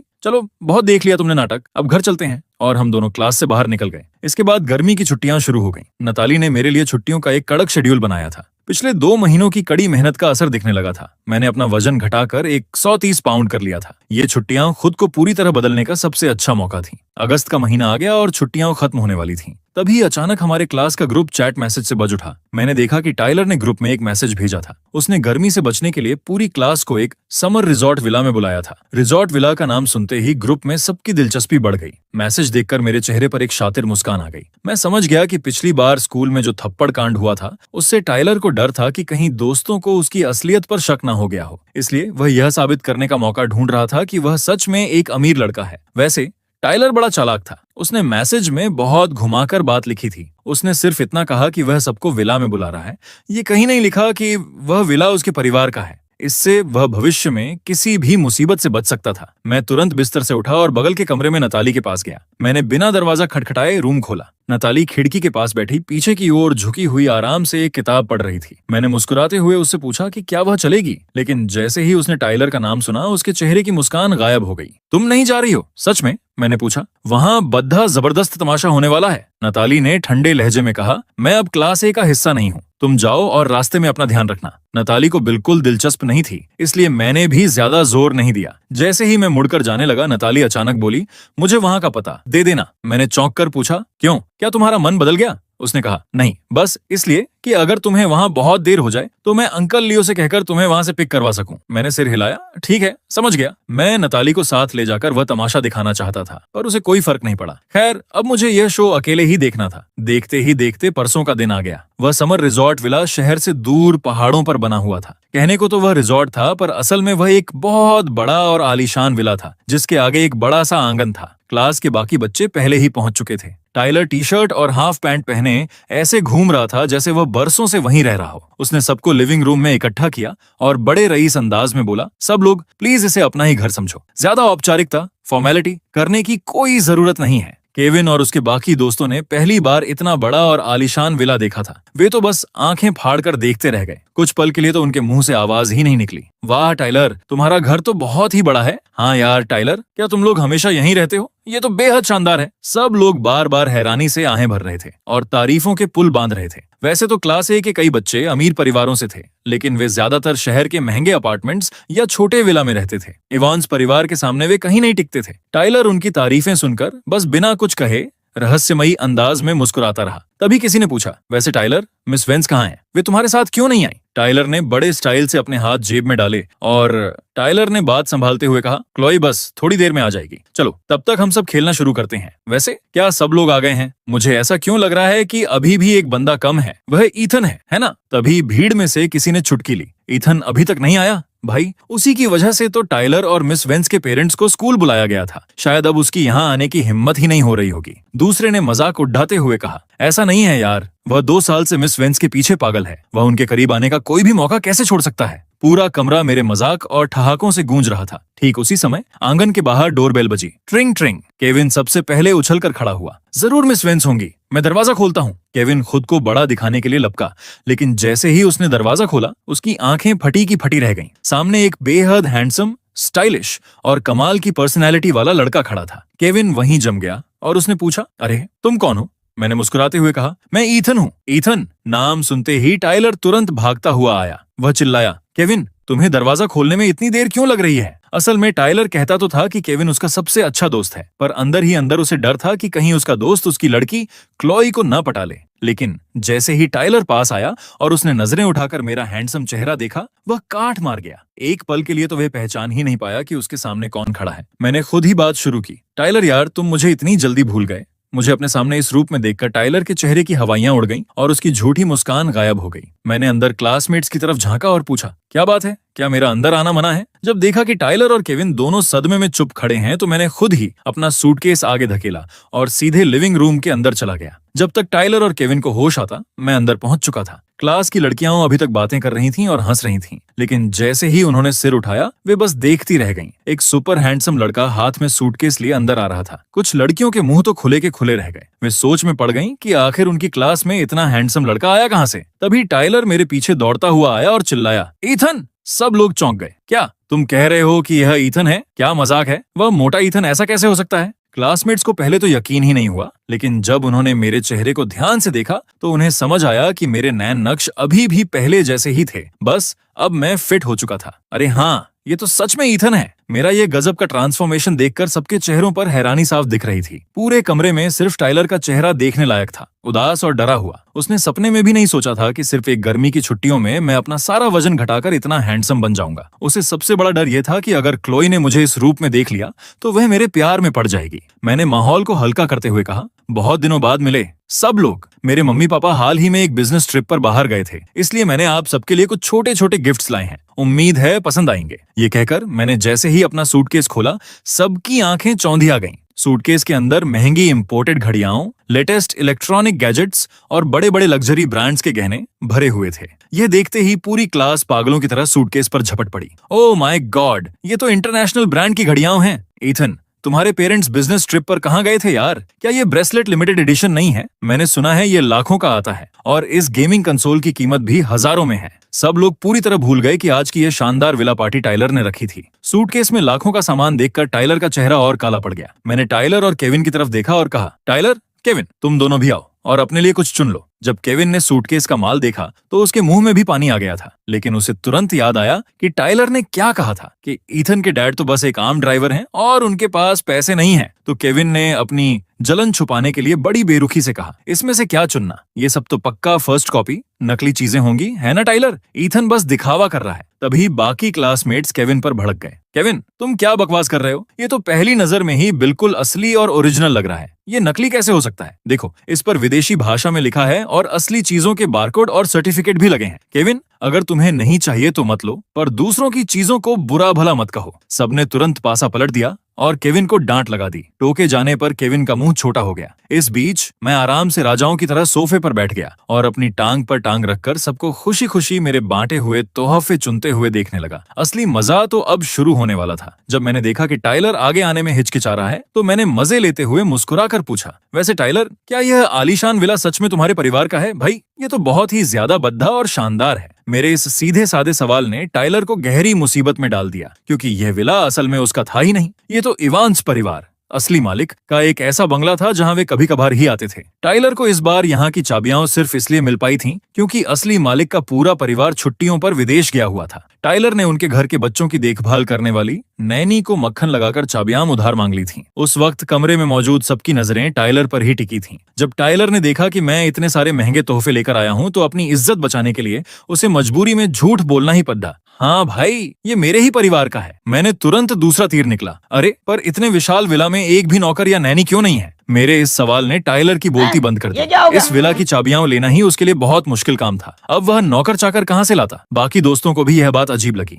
केविन और बाकी लोग भी बोल पड़ रहे, हाँ यार टाइलर, न तो यहाँ कोई नौकर है और न ही कोई सिक्योरिटी गार्ड। इतने बड़े विला की देखभाल आखिर करता कौन है? तभी टाइलर के शातिर दिमाग में एक बहाना आया। वह तुरंत बोला, अरे असल में बात यह है कि तुम सब यहाँ खुलकर मजे करने आ रहे थे। मुझे लगा नौकर आसपास रहेंगे तो तुम लोग शर्माओगे और मजा खराब हो जाएगा, इसीलिए मैंने आज के लिए सबको छुट्टी दे दी। जब मैंने देखा कि टाइलर ने बहाना बना लिया है तो मैंने भूखा होने का नाटक करते हुए कहा, चलो अच्छा किया, लेकिन यार हम सबको बहुत जोर की भूख लगी है। अगर कोई नौकर नहीं है तो हमारे लिए खाना कौन बनाएगा? टाइलर को अपनी कुकिंग पर बहुत गर्व था। वह सीना फुलाकर बोला, जाहिर है अपने दोस्तों को खुश करने के लिए आज खाना मैं खुद बनाऊंगा। ये सुनकर मैंने मुस्कुराते हुए जाल बिछाया। वाह, टाइलर खुद खाना बनाएगा? ये तो कमाल की बात है। मैंने सुना है कि इवांस जैसे परिवार रोज महंगा seafood, sea cucumber, abalone, imported wagyu beef और फ्रांस का मशहूर फुआग्रा खाते हैं। मैं तो कब से इन शाही चीजों का स्वाद चखना चाहता था। टाइलर भाई, हम इतनी दूर से आए हैं तो तुमने हमारे लिए ये सब शानदार चीजें तैयार रखी होंगी ना? अब भला वह ये सब आलीशान और महंगी चीजें अकेले कहाँ से लाता? इससे पहले कि टाइलर कुछ बोल पाता, बाकी दोस्त भी बहती गंगा में हाथ धोने लगे। हाँ टाइलर, ईथन तो हमारे लिए इतने महंगे तोहफे लाया ही है। अब हम भी जमीन और समंदर की इन खास और महंगी डिशेस का स्वाद चखना चाहते हैं। तुम इतने अमीर होकर इसमें कंजूसी तो नहीं करोगे ना?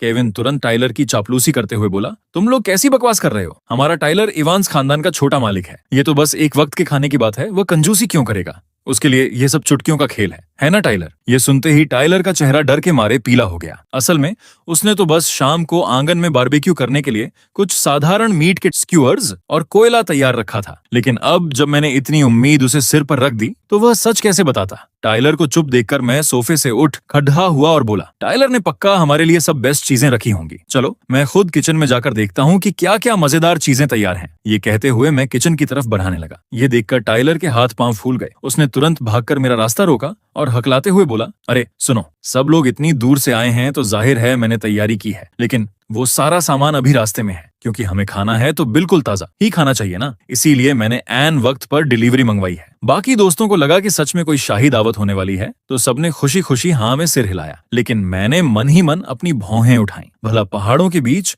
इस सुनसान इलाके में ताजा सी फूड की डिलीवरी इतनी जल्दी कहाँ से आएगी? साफ था कि टाइलर के पास कुछ नहीं था। मैं बस यह देखना चाहता था कि जब थोड़ी देर में सामान नहीं आएगा तो टाइलर इस रायते को कैसे समेटेगा। टाइलर घबराकर तुरंत बाहर आंगन में भागा और छुपकर क्लोई का नंबर मिलाया। फोन उठते ही क्लोई की आवाज थोड़ी चिढ़ी हुई। टाइलर ने मिन्नतें करते हुए कहा, क्लोई, जब तुम थोड़ी देर में यहाँ आओगी तो क्या मेरे लिए कुछ महंगा seafood, abalone, sea cucumber, wagyu beef और फुआग्रा लेते आओगी प्लीज? क्लोई हैरान रह गई। एबालोन और सी कुकुम्बर? तुमने तो पहले से कोई सामान तैयार ही नहीं किया था ना? टाइलर रो उतरा। हाँ यार, पर अचानक सब कहने लगे कि उन्हें यही सब महंगी चीजें खानी है। मुझे समझ नहीं आ रहा कि ऐन वक्त पर ये सब कहाँ से लाऊं। ये सुनकर क्लोई कुछ पल के लिए चुप हो गई, फिर भारी मन से बोली, ठीक है, मैं कोई ना कोई तरीका निकाल कर ले आऊंगी। ये सुनते ही टाइलर की आंखों में चमक आ गई। थैंक यू क्लोई, अगर तुम नहीं होती तो आज मेरा यहाँ तमाशा बन जाता। टाइलर का पूरा ध्यान बस अपना झूठ छुपाने पर था, इसलिए उसका ध्यान क्लोई की उदास और बदली हुई आवाज पर बिल्कुल नहीं गया। उधर पास ही मैं दरवाजे के फ्रेम से टेक लगाकर खड़ी ढा रहा था और आंगन में टाइलर की यह नौटंकी चुपके से देख रहा था। मेरे होठों पर एक शातिर मुस्कान आ गई।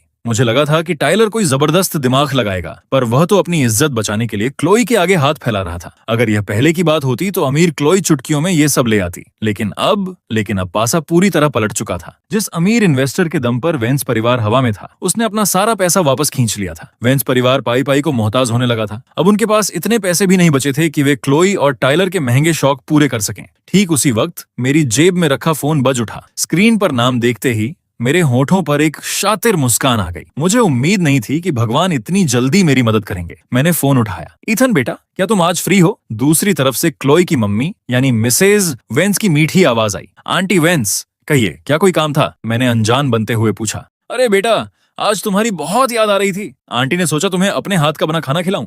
क्या तुम थोड़ी देर के लिए हमारे घर आ सकते हो? मिसेस वेंस के बात करने के तरीके से मैं तुरंत समझ गया कि उनके दिमाग में क्या चल रहा है। जहां टाइलर अब भी आंगन में खद्दा क्लोई का इंतजार कर रहा था। मैंने पूछा, क्या क्लोई भी घर पर है? हाँ, वह यहीं है। क्लोई भी तुम्हें बहुत मिस कर रही है। वह अपनी पुरानी गलतियों पर बहुत शर्मिंदा है। आज आंटी खुद उससे तुम्हारे सामने हाथ जोड़कर माफी मंगवाएंगी। ओह अच्छा, ठीक है, तो मैं थोड़ी देर में आता हूँ। मैंने कहा, बेटा शाम को मुझे कुछ काम है। ऐसा करते हैं, लंच का प्रोग्राम दोपहर में ही रख लेते हैं। मैं बस अभी फटाफट खाना तैयार करती हूँ और तुम्हारा रास्ता देखती हूँ। ठीक है आंटी। मैंने मुस्कुराते हुए फोन रख दिया। मिसेस वेंस को हमेशा अपनी जान से ज्यादा पैसे से प्यार था और वह छोटी मोटी चालें चलने में उस्ताद थीं। इस बार मुझे बुलाने का साफ मतलब था कि वेंस परिवार पर काफी मुश्किल आ चुकी है। मुझे भी अब यहाँ रुकने की कोई जल्दी नहीं थी। मैं लिविंग रूम की तरफ चल दिया। दोपहर के 12 बजे बजने वाले थे और भूख के मारे सबका बुरा हाल था। टाइलर अब भी उम्मीद भरी नजरों से बाहर ताक रहा था कि कब क्लोई उसकी पसंद का आलीशान खाना लेकर आएगी। आखिरकार, टाइलर भाई, पेट में चूहे कूद रहे हैं। हम खाना कब खाएंगे? 12 बजे बज चुके हैं।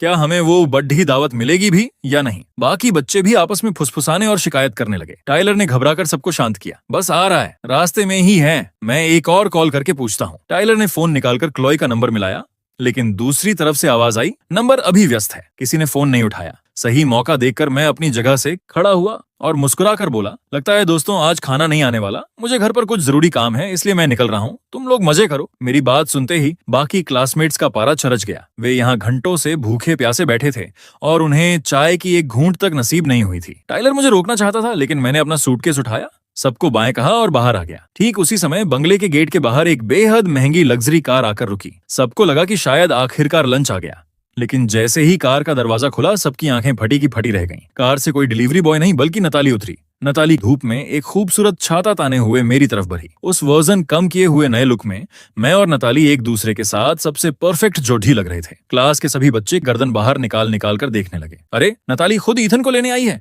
क्या ये दोनों डेट कर रहे हैं? जो भी हो भाई, ईथन का ठाट बाट देखकर वह कहीं से भी गरीब नहीं लगता। हाँ यार, उसने पिछले दिनों जो घाटियां बांटी थी वो लाखों की थी। कोई मामूली लड़का ऐसा थोड़े ही कर सकता है। बच्चों के बीच फुसफुसाहट तेज हो गई। इस बार तो केविन को भी अपनी कई बातों पर शक होने लगा। उसे लगने लगा कि ईथन किसी ड्राइवर का बेटा हो ही नहीं सकता। केविन ने टाइलर की तरफ देखा और कहा, टाइलर, कहीं तुमने ईथन के बारे में गलत जानकारी तो नहीं निकाल ली थी? हाँ भाई, और ध्यान से देखो, वजन कम होने के बाद ईथन कितना हैंडसम लग रहा है। दूसरा बोला, हैंडसम नहीं भाई, वो तो हीरो लग रहा है। अपने ही दोस्तों के मुंह से ईथन की तारीफें सुनकर टाइलर का खून खौल उठा। उसने अपना सिर झुका लिया और बार बार फोन देखने लगा। उसे समझ नहीं आ रहा था कि क्लोई उसका फोन क्यों नहीं उठा रही है, लेकिन बेचारे टाइलर को क्या पता था कि इस समय वेंस परिवार के आलीशान लिविंग रूम में क्या ड्रामा चल रहा था। क्लोई सोफे पर बैठी मेज पर रखे फोन को घूर रही थी, जिस पर टाइलर का नाम फ्लैश हो रहा था। सबसे पहले सॉरी मेरे पंटार लोग, वीडियो लेट हुआ, लेकिन कंपेंसेशन फुल है क्योंकि पार्ट 3 भी कवर कर दिया है। अब बस एक फाइनल पार्ट बाकी है, फिर स्टोरी का द एंड। और हाँ,